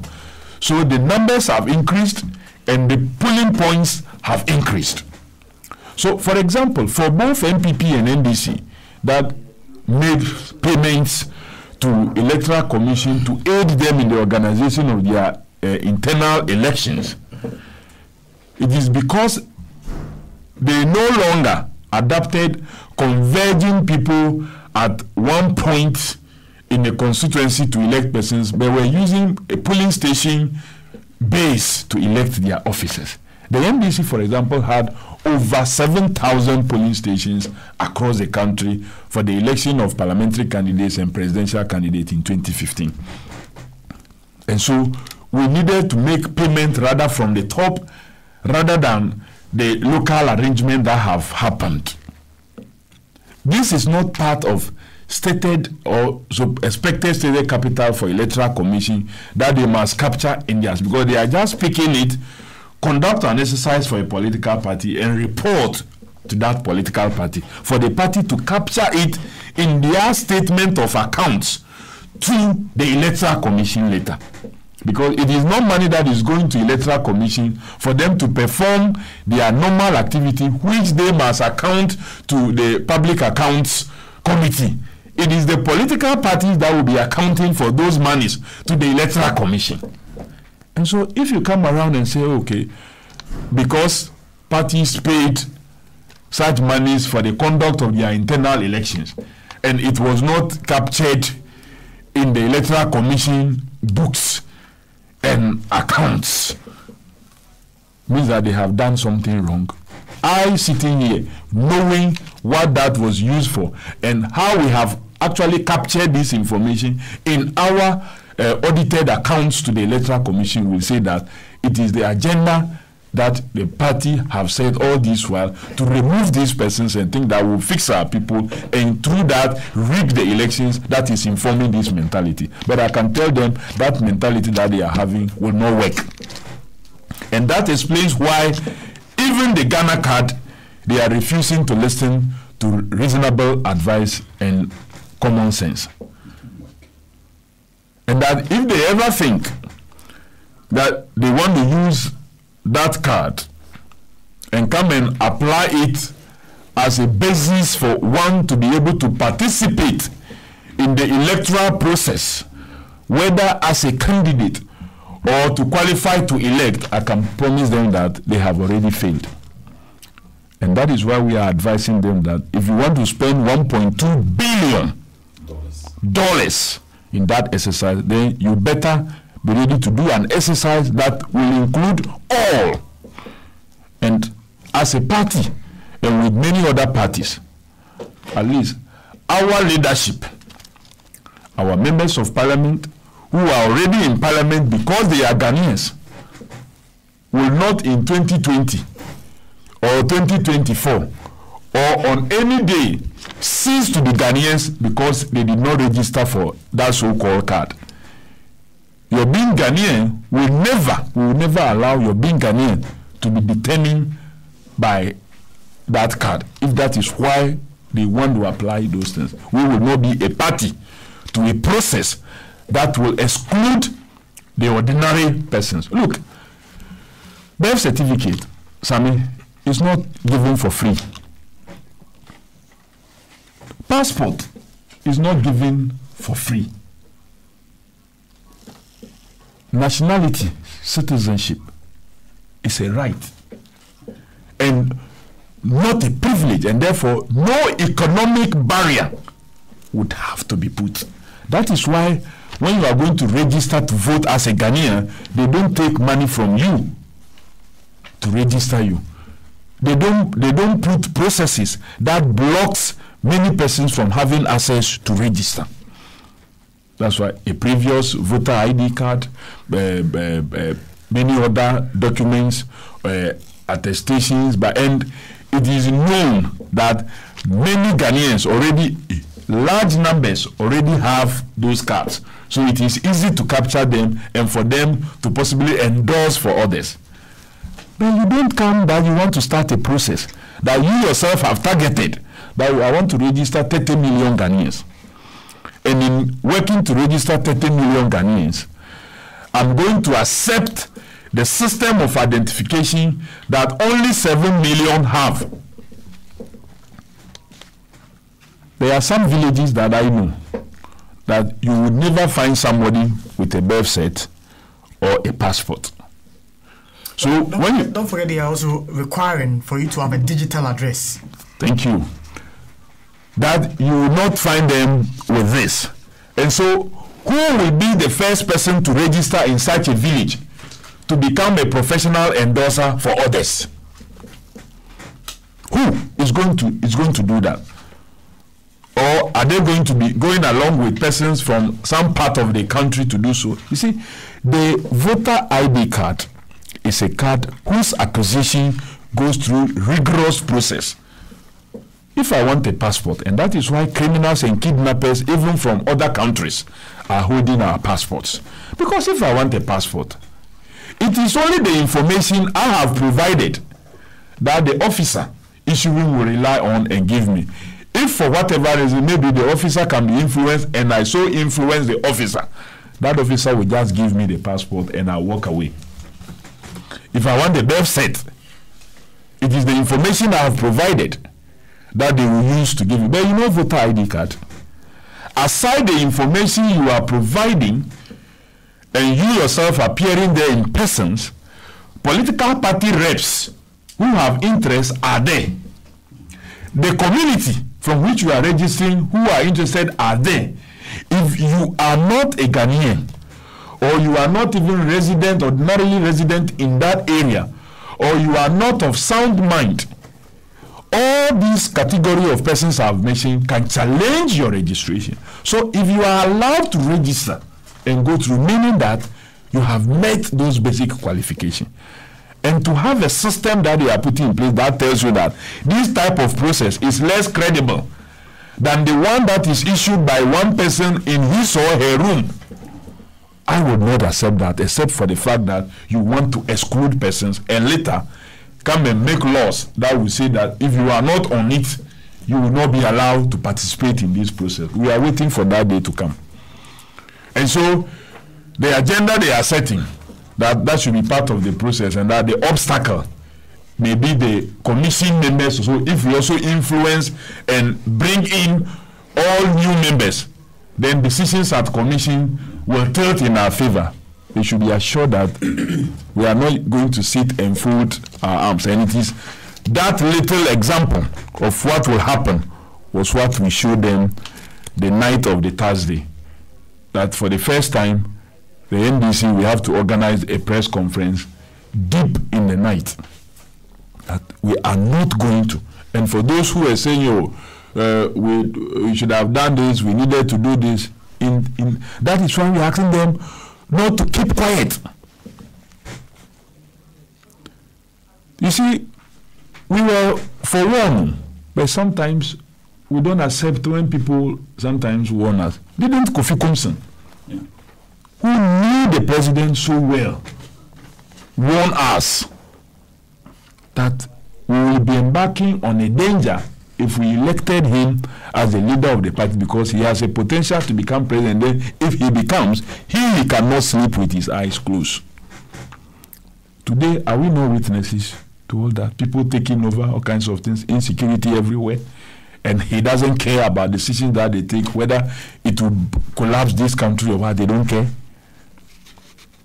President Kufuor, in one of his videos that have gone viral a lot in 2007, when the MPP was preparing to elect a leader, said, and every leader, whether that leader sometimes is good or bad, knows people around and knows that no, this person is just too much.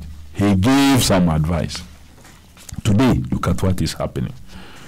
And I'm grateful that at least President Kufuor has spoken and spoken positively when it came to the issue of the Ghana card. That truly it will not make sense to have to say that you are issuing this card and registering people and ignoring the voter ID card. It is our hope that the president, who had earlier referred to persons who have raised these concerns as people who are warmongers, will sit back and ask himself, why will all these sensible statesmen who have passed through the office that he is now in are giving this advice, and to apologize and withdraw his comments and direct that the right thing be done. Sammy, the people also are saying that, oh, go and advise the persons affected to take the necessary action. Why are you the ones, a political party or others, talking? Like I said earlier, the individuals affected, the commission members affected, they have their rights that they can go anywhere that they want it. But we are not doing it for them. We are only taking up the responsibility as Ghanaians and as a political party or organizations that think that wrong is being done. It's so clear now that the petition is more like was written with the active connivance and participation of actors in government. Because, as said earlier, one will not understand why other petitions before His Excellency the President have not seen the same speed or the same conveyor belt principle or the same post box principle being applied to it. The religious leaders, the civil society groups, chiefs and queen mothers, leadership and heads of security agencies who think and are sitting and keeping quiet should know that they are continuing to be quiet could portend or could jeopardize the peace and the safety of this country. And they must speak. Council of State must be heard and be heard out there, letting people know that we will not sit and allow this to continue. Thank you, Mr. Kofi Adams, for your submission. That brings us to some 23 minutes after 11 here on your power station, Radio Gold 90.5 FM. You are welcome if you just join us. My guests this morning helping me discuss the issues are Mr. Emmanuel Wilson, Director of Communications for the PNC, Mr. Kofi Adams, the National Organizer of the NDC, and Comrade Murtala Ibrahim, former Deputy Minister for Trade and Industry. We've been looking at the life of the former Vice President of our country, the late Kwesi Emisa Arthur, and the tributes that have been coming through, pouring in this morning on the show, on Twitter and Facebook. Lots and lots of text messages. I will go through all these text messages in our next issue, which Emmanuel set the tone for us, and Mr. Kofi Adams has followed suit, is that of the removal of the EC chair and the two other deputies and issues arising. I'll come straight to you, Comrade Murtala Ibrahim Mohammed, for your submission. But quickly, before that, if you want your thoughts heard and known on the show, you can send that to us on Twitter and Facebook. Look for the handle at Samuel Ishen GH. Comrade. Well, I think that the two speakers have actually dealt with the matter very well. But let me also commend Comrade Kofi Adams and the other national executive members of the NDC who indeed took up this matter when the announcement was made. Remember, even before the announcement, the super incompetent MPP communicators had put on their social media that the president was going to give a very huge information in the matter involving the petition against the EC boss. Frankly, I'm wondering how many hours of sleep Comrade and the other colleagues have had. So we ought to commend them, because for me they demonstrated outstanding leadership. That is, when it matters, you must have people who would stand up. And permit me also to commend other right-thinking, progressive Ghanaians and political parties who have also joined in this commendation. I know the PNC, and my brother is here, spoke strongly against the action of His Excellency the President. But Ishon, let it be made very clear to everybody that the agenda of this government and the president is to plunge this nation into a state of chaos and anarchy. And I'm not making this statement out of nothing. Ishon, at Lesiad, I did some work on conflict. And almost every conflict in the sub-region, I did the work on conflicts in the sub-region. Almost every single conflict in the West African sub-region had political undertone or political reasons behind them. And it is not just only political reasons, but attempts put in place to disenfranchise people, to take their sovereign right to determine who leads them at any point in time. Mention can be made of the protracted conflict in Liberia, had something to do with politics and the desire of political elite at that time to deny certain group of people their right to determine who governs them.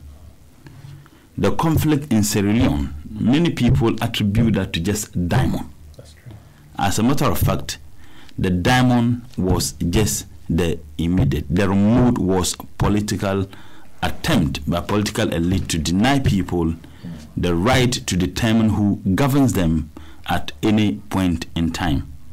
The conflict in in Ivory Coast, that one I believe that many Ghanaians are aware, had to do with attempt to disenfranchise people and describe some people as not being Ivorians enough, because they claimed that either the mother was not an Ivorian or the father was not an Ivorian. Burkina Faso, the problems we have there also have to do with the greed of political elite. Now, to that extent, I can go further, even beyond West Africa. We saw what happens in Central Africa, even Eastern Africa. Kenya is a classical example. Now, Cesario said that you will remain a child if you have failed to know what happened before you were born. That's what Cesario was a politician, a lawyer, a member of, if you like, the Roman Parliament, and he wrote extensively. A lot of Cesario's books have been written, or books attributed to the sayings and the debates. Now, the MPP and the president will surely remain children if they have failed to realize what happened in other countries as a result of the very actions and the very part they are chattering. They will remain always a child. But you see, I want to be a bit religious today. And I would make references to two quotations in the Holy Quran. I know the Bible has also spoken extensively. If you ask the Jews, ask all the scriptures, even those who do not have scriptures, Zoroastrianism, Buddhism, and Hinduism, they all admonished the power of the unseen, the Almighty, to determine what happens and who rules at any point in time. But you see, like my national organizer indicated, all this thing is a grand scheme, and they put it in motion with the reason that once we are able to achieve A, automatically we achieve B, and once we achieve B, we achieve C, and by extension, we will achieve the ultimate, and the ultimate is that we will win the elections in 2020 and perhaps 2024. Now, their greed has clouded their ability to be able to tackle the challenges that are confronting the people of this country today. What matters to the ordinary Ghanaian is bread and butter. What matters to the ordinary Ghanaian is that joblessness for the teeming unemployed young people who were lied to, who were hoodwinked into believing that Mr. Nanado had what it takes to provide the long desired jobs that were not available. That at the time when the NDC was putting the mechanisms in place and assuring that we are almost there, the NPP, the then candidate, Mr. Nanado, lied to the people of this country as though he had the magic wand. Now, those young people are not interested in this attempt of this government to take their sovereignty. They are interested in the jobs that are supposed to be provided. But because the MPP have virtually thrown their hands in despair, because they know that they lied to Ghanaians and they will not be able to provide those jobs, let's see how we can win political power by hook or by what? By crook. The young person who never had a job and who would pay 1 cedis from Medina to Accra to look for jobs that were not available, and whose frailty was taken advantage of by the NPP with the assurances that they were going to be provided with jobs. Such a young man is no longer paying 1 cedis from Medina to Accra or from Taifa to Accra. He is now paying double of what he used to pay to look for jobs that is still not available. He was better off paying 1 cedi and not finding the job, now paying 2 cedis or 3 cedis and still not finding the job. They are not interested in the feeling of such a young person. They are not interested in the fact that we live in a country that moral fiber is completely gone. We live in a country where police officers who are supposed to be providing us with security themselves are crying and asking for protection. that in January 2018 alone, we had 4 police officers murdered. They are not interested in that. They are not interested in the fact that people, in the tariffs, utility bills that were promised that they were going to be reduced, those things are escalating. They are not interested in that.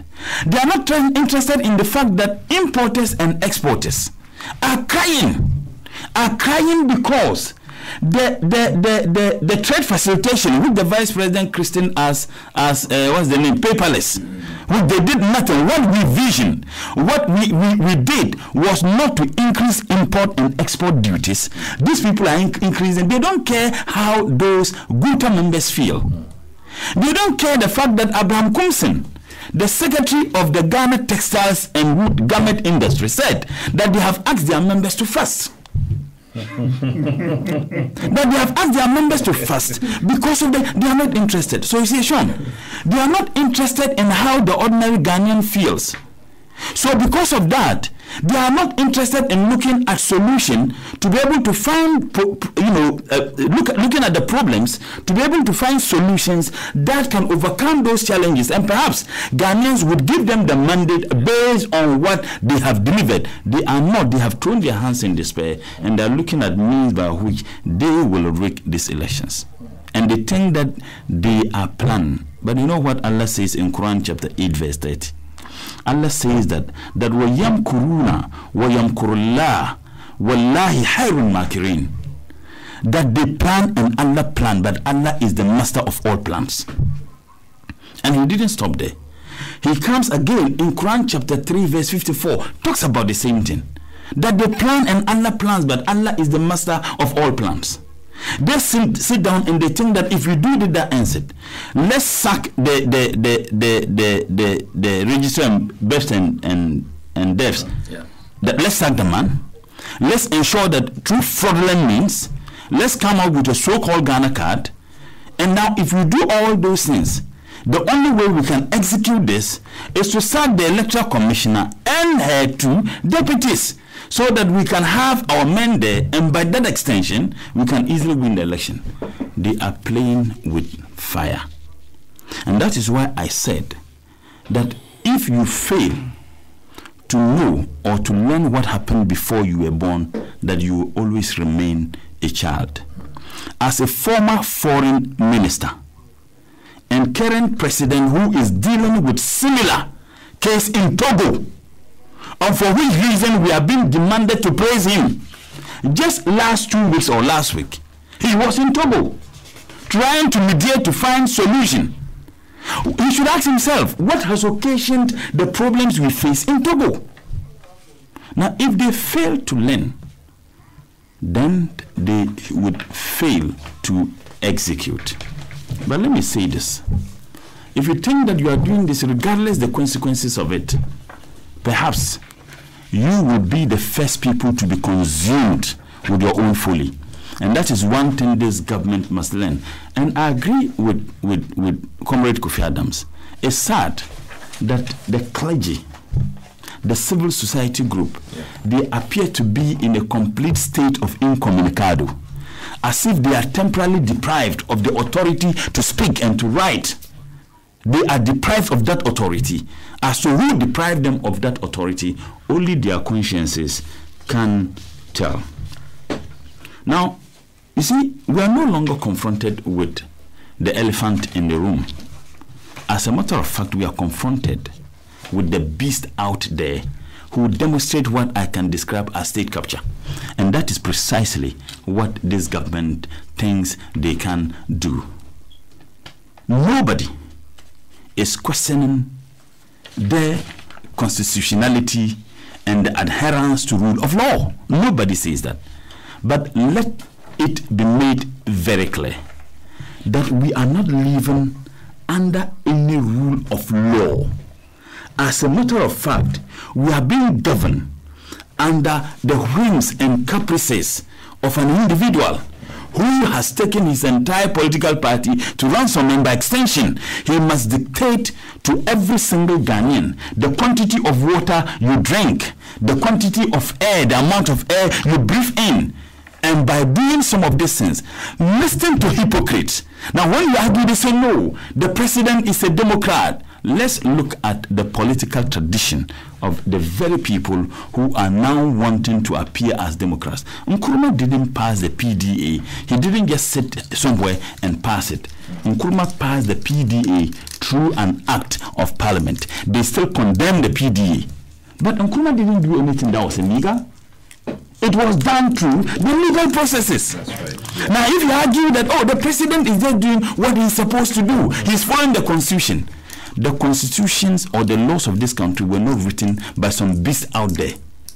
They were written based on moral standards, acceptable moral standards. That the constitution was not written by anybody but by man.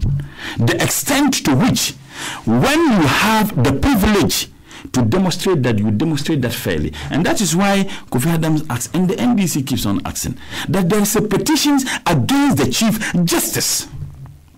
What has happened to that petition? Sean, I agree with him. He described the MPP as, is it Temas, right? For me, I would describe the MPP as pirates and pestilence who are destroying everything on sight. You see, let's interrogate the reasons for the impeachment, if you like, or the dismissal of the Electoral Commission. The Constitution is very clear. Article 46 talks of no dismissal. It talks about suspension. Now, read the letter that was issued by government. It was talking about dismissal. Is that not it? Yeah. Can you find any dismissal in the Constitution? And by the way, this woman and the two deputies have been described as incompetent. Yet the very statement that was signed by my senior brother, a PhD holder, demonstrated absolute incompetence, that they could not spell chairperson correctly. And you know one interesting thing? They do not even have the humility.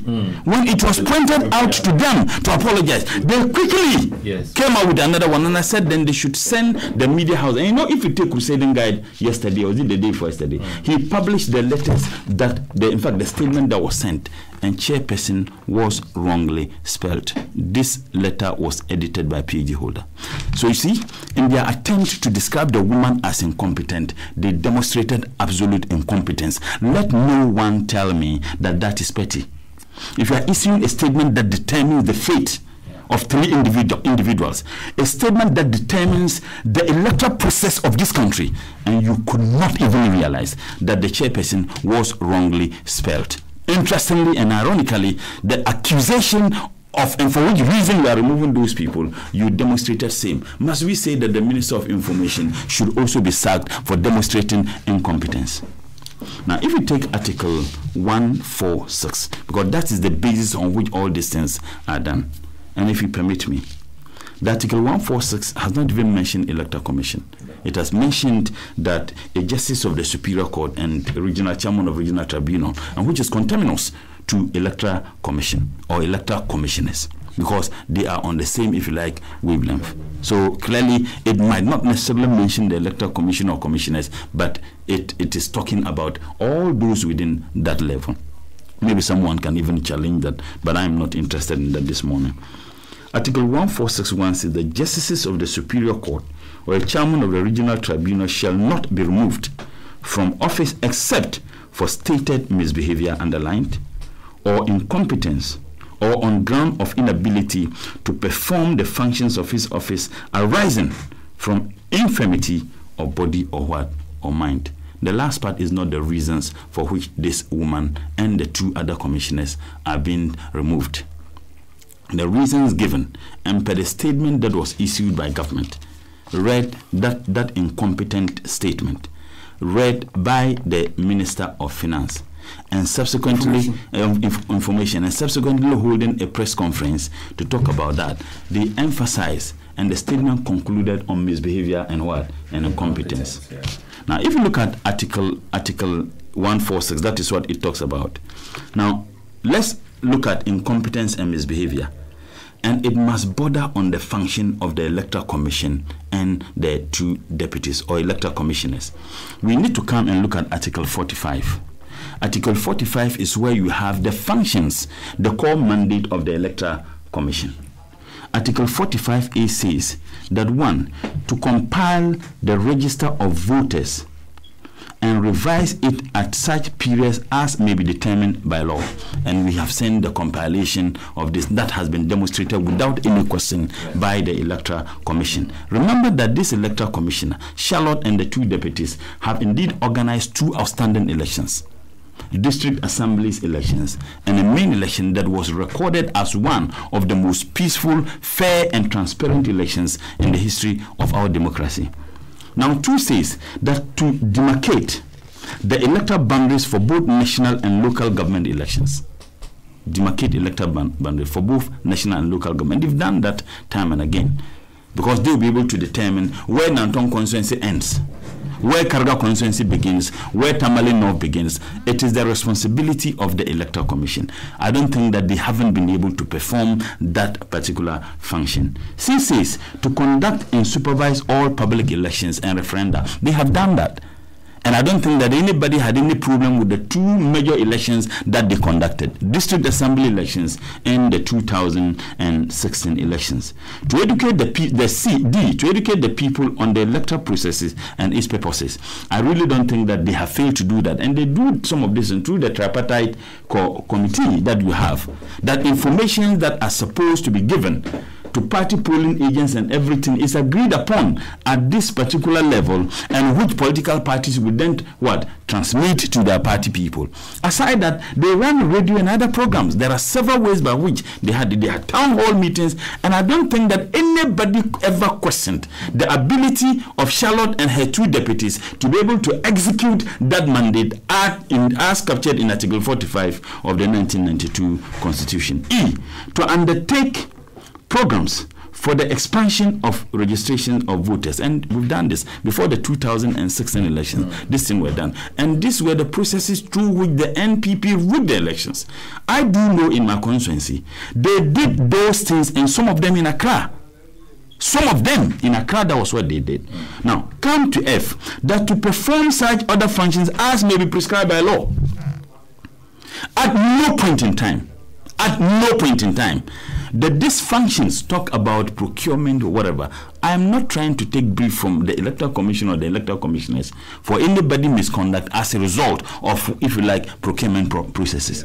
Now, if you went there, and now the Chief Justice, the statement that was issued, even in the report indicated that Charlotte raised this issue, what her mandate was, as captured or enshrined in the 1992 Constitution. And the argument of the committee was that yes, but they disagree. You can't disagree without a basis. You can't just tell me I disagree. Yes. There should be a reason for that disagreement. Now, if I say that what I have done, this is what I am supposed to do, this one is not part of my core mandate, you may raise administrative challenges. Yeah, exactly. Yeah. Exactly. You may raise administrative, if you like, infractions. And the reasons given so far, exactly, purely administrative. Purely administrative. At no point in time have we been told, even in the Article 146 I read, that administrative responsibility should be a grounds for which an electoral commission or commissioners be removed from office. Nowhere. Now, by the way, every single statement that is made by Kennedy Ajapon, let's get it very clear. Every single reckless statement he makes is sanctioned by the government and the NPP. And I'll tell you one thing, Sean. Have you ever seen the NPP as a political party oppose, disagree, or condemn any statement that is made by Kennedy Ajapon? One single statement, from killing guns and others to every single statement the gentleman made, there is not a single day that the NPP as a political party has ever condemned that. So they sit and they ask him that you can make any useless statement, go ahead and make that statement, we will be quiet, and then we allow our incompetent communicators to go to town with that useless statement, and that is what he engages in. Yet when you ask, oh, it's Kennedy Ajapon who has made that statement, yet they have never raised a finger. against a single statement. We have had instances where even government appointees under the NDC made statement, and NDC as a political party condemned those statements. Yeah.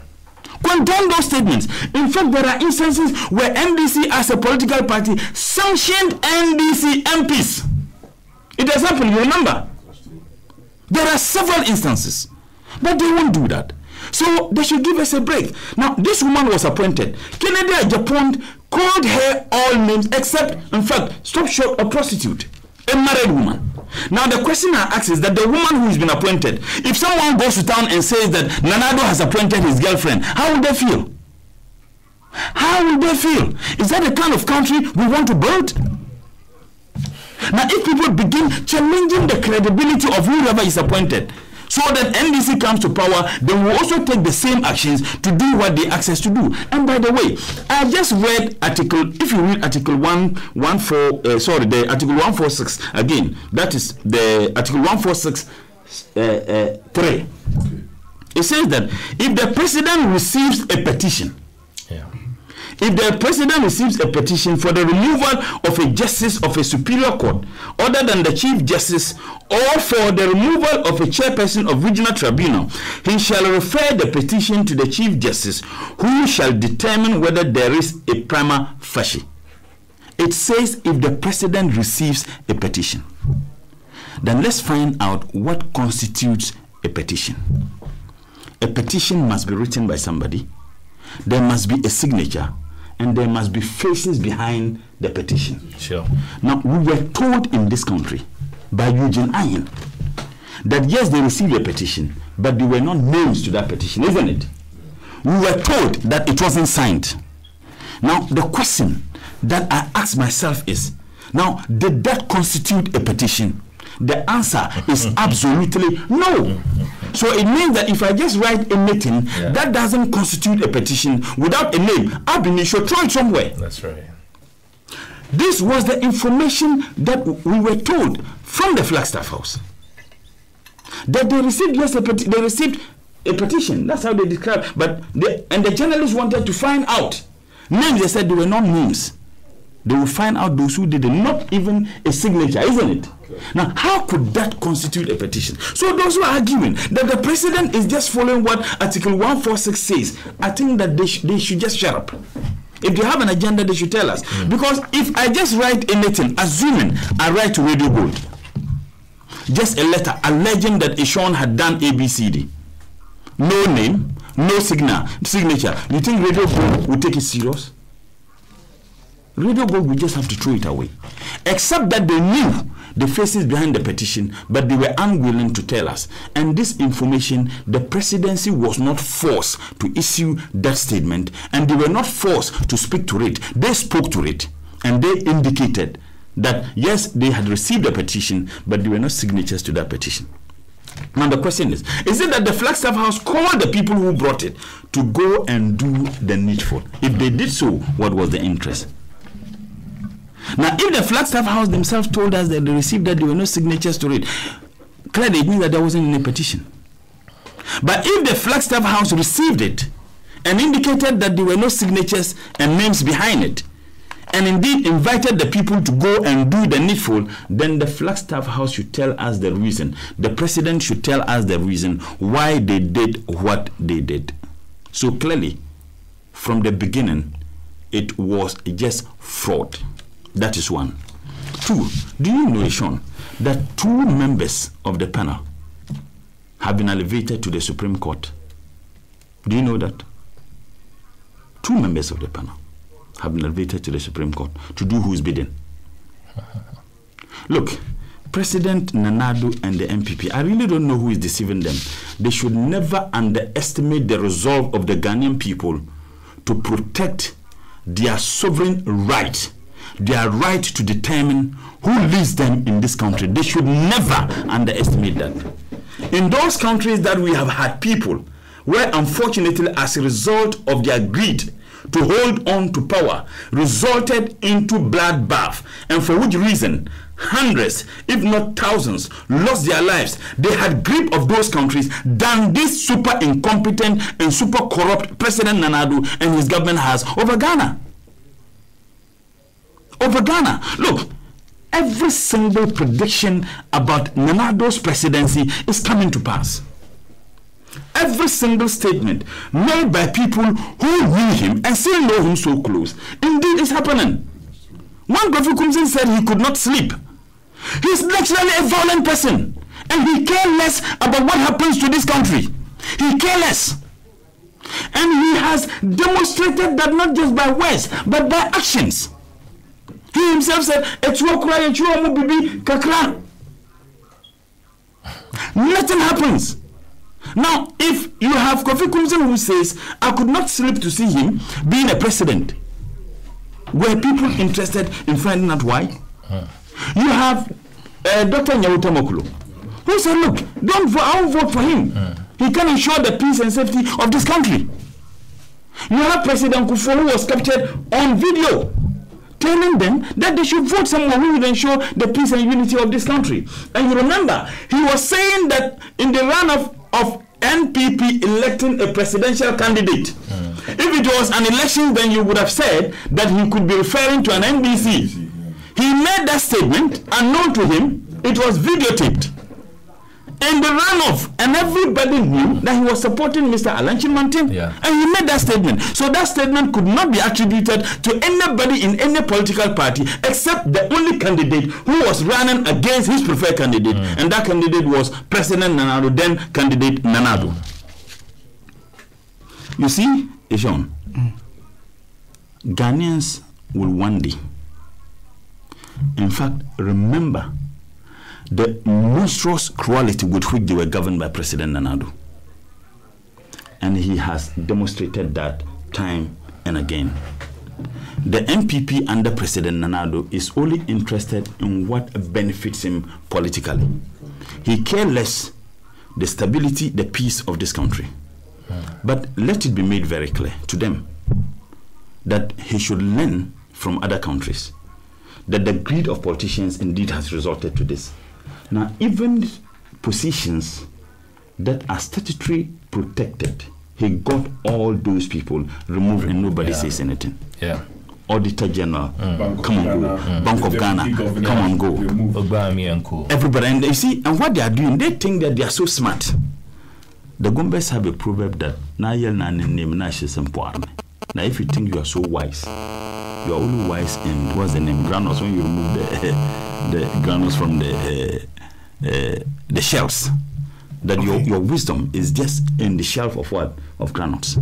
Because that is what they think. And that is why that God in his infinite wisdom couldn't have put this in scriptures and says that wallahi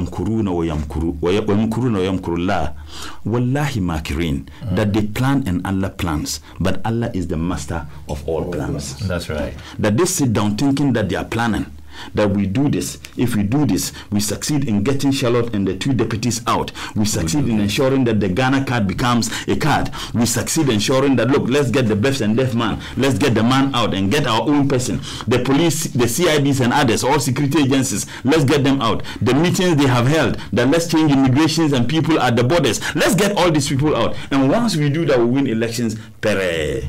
Allah will just be looking at them. That they will do all those things and he will take one single thing, to finish everything. And Allah says in the Quran again that when you think you are wise, you are destroying others and building an empire, that he leaves you. He destroys the empire at a time when you are just about finishing. But we are not going to leave this just to say that because scripture says this. We are going to fight it with the single and the little drop of blood in us. We will oppose this because the constitution demands we oppose any attempt to subjugate us. We will not take it. All right. We won't. And frankly speaking, that is why I am shocked that the civil society group, except few, the clergy is quiet. The clergy is quiet because when you subjugate people, when you push people to the wall, the extent to which they have no other alternative, they would want to react in a manner that may not be good. Look, so all this admonishment, we are admonishing because we want to protect the constitution of Ghana. Now, if we claim that Charlotte Osei was an NDC person, she came to do the NDC bidding, why didn't Charlotte Osei help the NDC to win the elections? So And you see, comrade, I am happy. I am happy the way they are thinking. Now today, instead of them spending time in thinking of how they can reduce fuel prices, in thinking of how they can improve the economy, in thinking of how they can improve security, so that the people of this country would believe in the promises they made. They are not interested in that. Their interest and focus and attention in spending resources is on how they can rig the elections, how they can have absolute control. And for me, that is good for us, because what they are thinking they can do, they are deceiving themselves. It won't happen. Elections are conducted at polling stations. Now you listen to them. The voter's ID card was the card that determines who becomes the president of the Republic of Ghana. You challenge certain names in the card. You went to court. The Supreme Court gave ruling. Indeed, those names were expunged. The voter ID card was indeed cleaned. You had KPMG. They did auditing and they said, look, it was properly done. And upon the cleanness of the voter's ID card, you won an elections.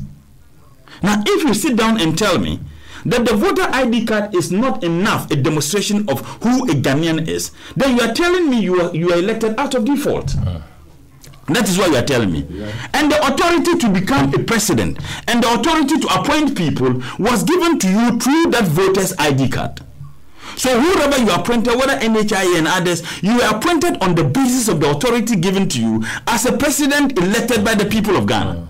Now, you know why? People are not even talking about the alleged fraud, the alleged bribe taken by no less a person than Kennedy Japan, in which he said that Professor Atefua took land. Now, a section of the media want us to believe that because Professor Atefua came issued a statement, that is enough. Now, if I say that, Eshaun took money before allowing me to come on this program, then Eshaun says, no, I didn't take money.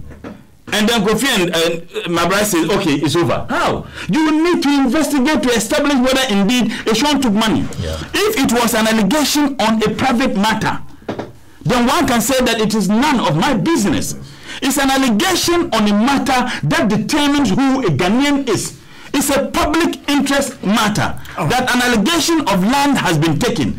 And then section of the media says that don't talk about it because Professor Atefua has already issued a statement debunking the allegations made by Kennedy Japan, and therefore that ends it. Only God can save this country. Sammy. Thank you, comrade, for your submission. Can I make a point? Just a little point.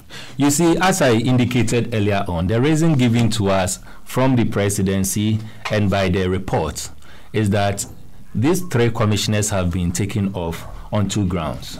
One is misbehavior. The other one is incompetency. Now, it is alarming, and Kofi in his submission quickly made reference to it. You recall, 2017, the Ministry of Agric, they went to purchase a chemical, and the chemical was supposed to fight a fall armyworm. Okay, now you remember the amount of that chemical. Kofi, do you remember the amount of that chemical? Yes, they spent 10 million Ghana cedi. No, it was more than that. In fact, 8.4 million was that was for publication. Yeah. I'm not talking about the 24. Yes, in addition goes to 24. Yeah. But I'm talking about just the chemical. Yeah. It was 10 million Ghana cedi. Now, isn't it so funny that a year on, 2018, the minister comes, April 2018, just this year. The minister comes and tells us that the fall armyworm has come to stay. In other words, the 10 million Ghana cedi that was used to purchase the wrong fall armyworm has gone waste, and that is the taxpayers' money. Now, if people may not really appreciate what the 10 million Ghana cedi is, you see, if you go to this estate developers, if you have 200,000 Ghana cedi, you can get 2-unit bedroom. Okay. Now, what it means is that if you have 10 million Ghana cedi, you can purchase about 50 units of 2 bedrooms. That is what it means, and it has gone waste. And yet, no one is talking about incompetence, and for that matter, the minister should be taken off. Now, let's get to the second one. We are talking about Osler's ministry. where she went ahead to produce what we call Ghana Post GPS, right? Bawumia GPS. Bawumia GPS. Now, how much was used for that? $2.5 million. Do you know how much is used or was used to develop the Facebook app that all of us are using? $500,000. $500,000 was used to develop the Facebook app that all of us are using. Ghana decided to develop a so-called GPS, Ghana Post direction, whatever, which, funny enough, is supposed to run on an existing Google app. And we decided to use $2.5 million. And no one is talking about incompetence. And as a result of that, the ministry or the minister in charge of that ministry should be sacked. And indeed, Bawumia talking about value for money. Yes, I know, and I thought we'll get there, but maybe the next time we'll do that. Now we are talking about that. The next thing, we are talking about the Ghana ID card. Yeah. I know this thing is so funny. Do you know the end result of this Ghana ID card? And that is why when I heard the former president Kufuor saying that we should consider, or the ministry should consider, or Atefa and the agency should consider the acceptance of the voters' ID card. And yet he went further to allow himself to be registered. I felt a bit disappointed. When the former president, Rollins, also went ahead and registered and later came back and turned around when he realized that because Kufuor has said same, he should also come and say same, hypocrisy and inconsistency. He came and then he said, oh, okay, we should also accept the voters' ID card. And yet he went ahead and registered it. If you believe strongly that the voters' ID card is going to disenfranchise a lot of people, the principle should be that till it is accepted, I am not going to allow myself to be registered. And that should be the consistency of it. Now, at the end of the day, you know, the strategy of the MPP is this. We are going to ensure that we register and migrate and bring everybody on board with regards to the national ID card. Now, after getting to election, our argument will be that, oh, you remember that we went to court some years ago or years back, and it was determined that some foreigners are having the voters' ID card. As a result of that, the current voters' ID card is not credible. And so if we want to have a credible voters ID card, we should start the process by bringing on board or registering again. Now, one of the requirements for the registration is going to be a national ID card. That is the bigger picture they are creating. So at the end of the day, the voters ID card, if you have the voters ID card, we are no more going to use it. For the purposes of 2020 election, you can only vote by having a voters ID card, and you will be given a voters ID card when you have a national ID card. Yeah. But the foolishness... That is the argument. That's what they are trying to do. What they are forgetting is that you necessarily would have to, if you have an old ID card, will also be accepted for registration, and that's why we are saying they are foolishness. Yeah, absolutely. You see, they tend to ignore this and think that they will go on a tangent that, and we will sit and just fold our hands and allow that to happen. No, but honorable, listen to NS Osu Bempa. Yes. Yeah. That this ID card thing is against voter region and the Zongos. Yeah. He said it very clearly. Yeah. It's against voter region and the Zongos. He and the MPP did not condemn the statement he made. They didn't. So if anybody is deceived into thinking that it is just something, it is deliberately targeting a particular section of the Ghanaian people. It is deliberate, and that is why I am of a strong position that till the act is amended, and then till we accepting the voters' ID card, nobody, for the love of Ghana, nobody should allow him or herself to be registered on the national ID card. Nobody should do that. All right. And individuals who go and do it, and then they come back and tell us that we should do it. No, we should not accept that. Yeah. But Sammy, finally on this, isn't it also ironical that the amount used to create or to build this the national ID card, their own demigod, Kennedy Japan has come out to say that the amount is outrageous, and he could have even used less than half of the amount to do that. Now, if you are talking about incompetence, why is it that the president is not looking into all these things? But what is even alarming, have you seen the 2018 budget? The 2018 budget, which has been approved. Now, we have a ministry called the Ministry of Special Development Initiative. In that budget, they are saying that they are going to create, or they are going to drill 1,000 boreholes.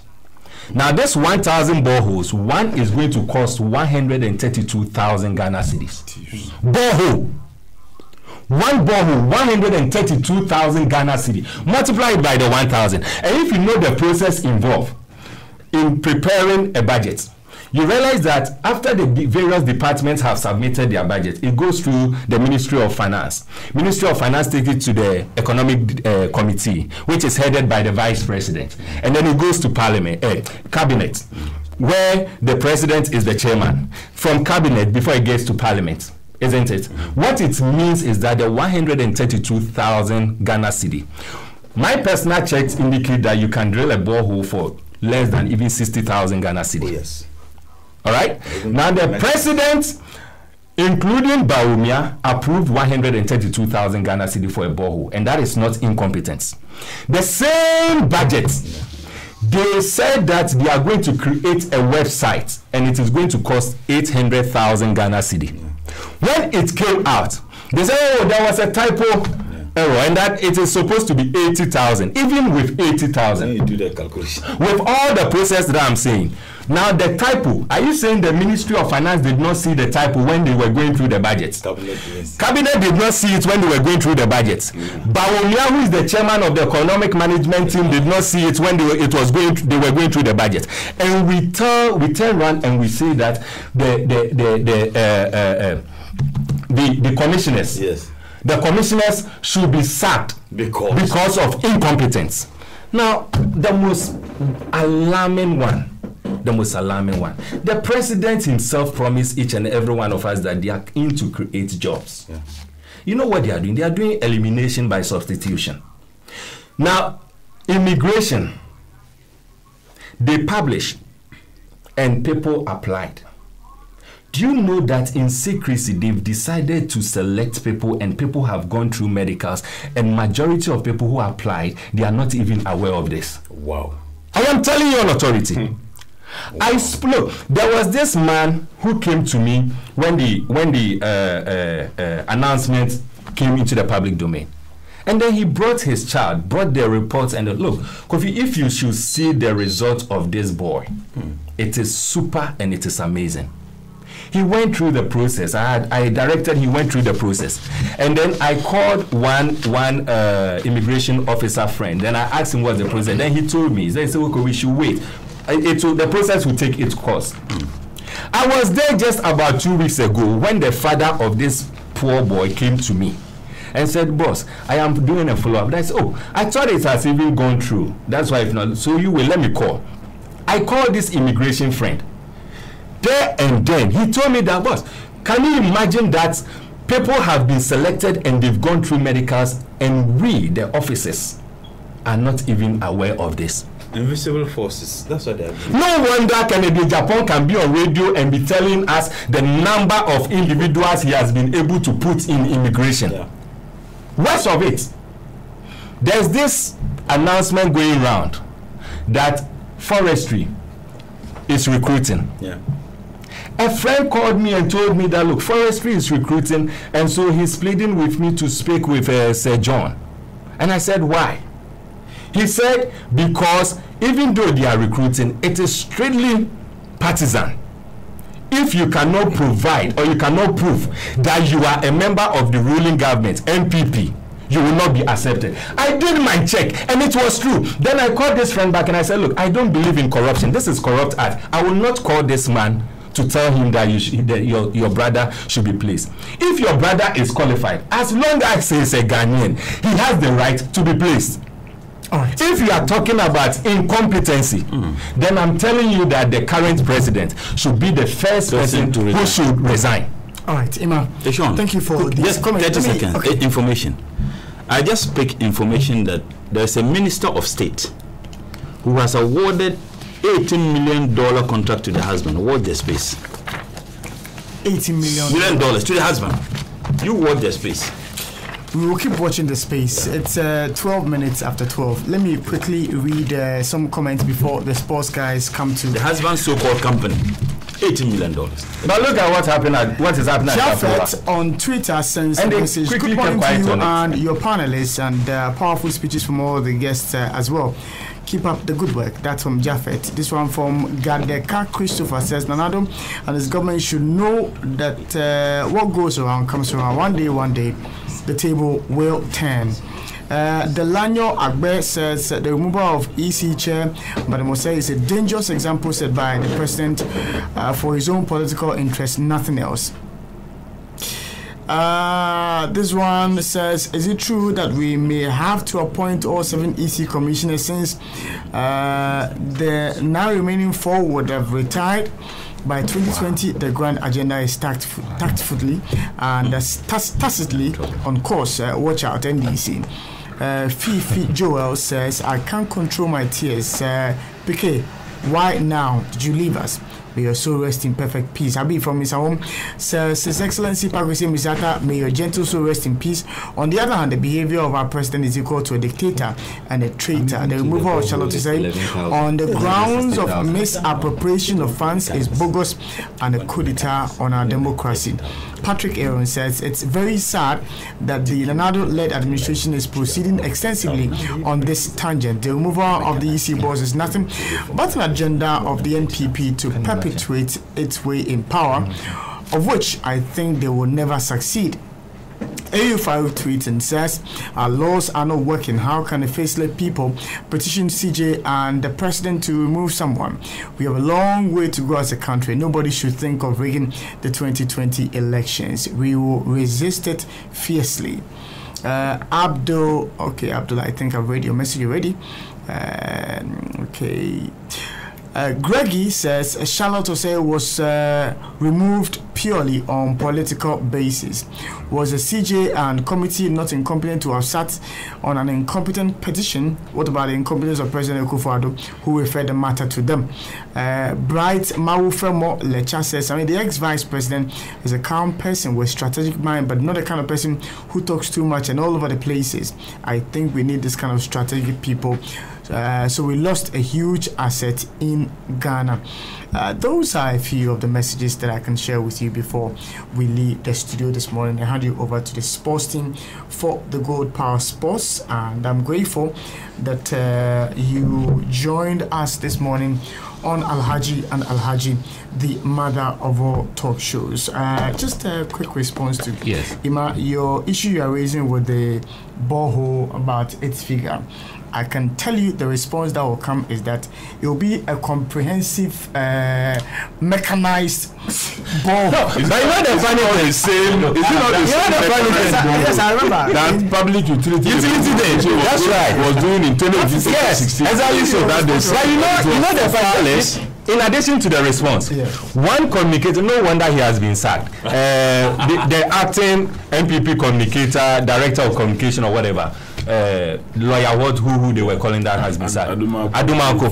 He said that the 132, the difference is that it includes bigger polytanks and bigger pipes and taps and all that. But my friend Hamza has even just sent me a message, and he said that look, maximum we should be able to do a mechanized borehole for about 30,000, not even the 60,000 that I mentioned. 30,000. So I've given you a clue. The kind of response you should be looking for. 2020 election for the sake of Ghana, Kofi, Comrade, and Sami. 2020 election for the sake of Ghana.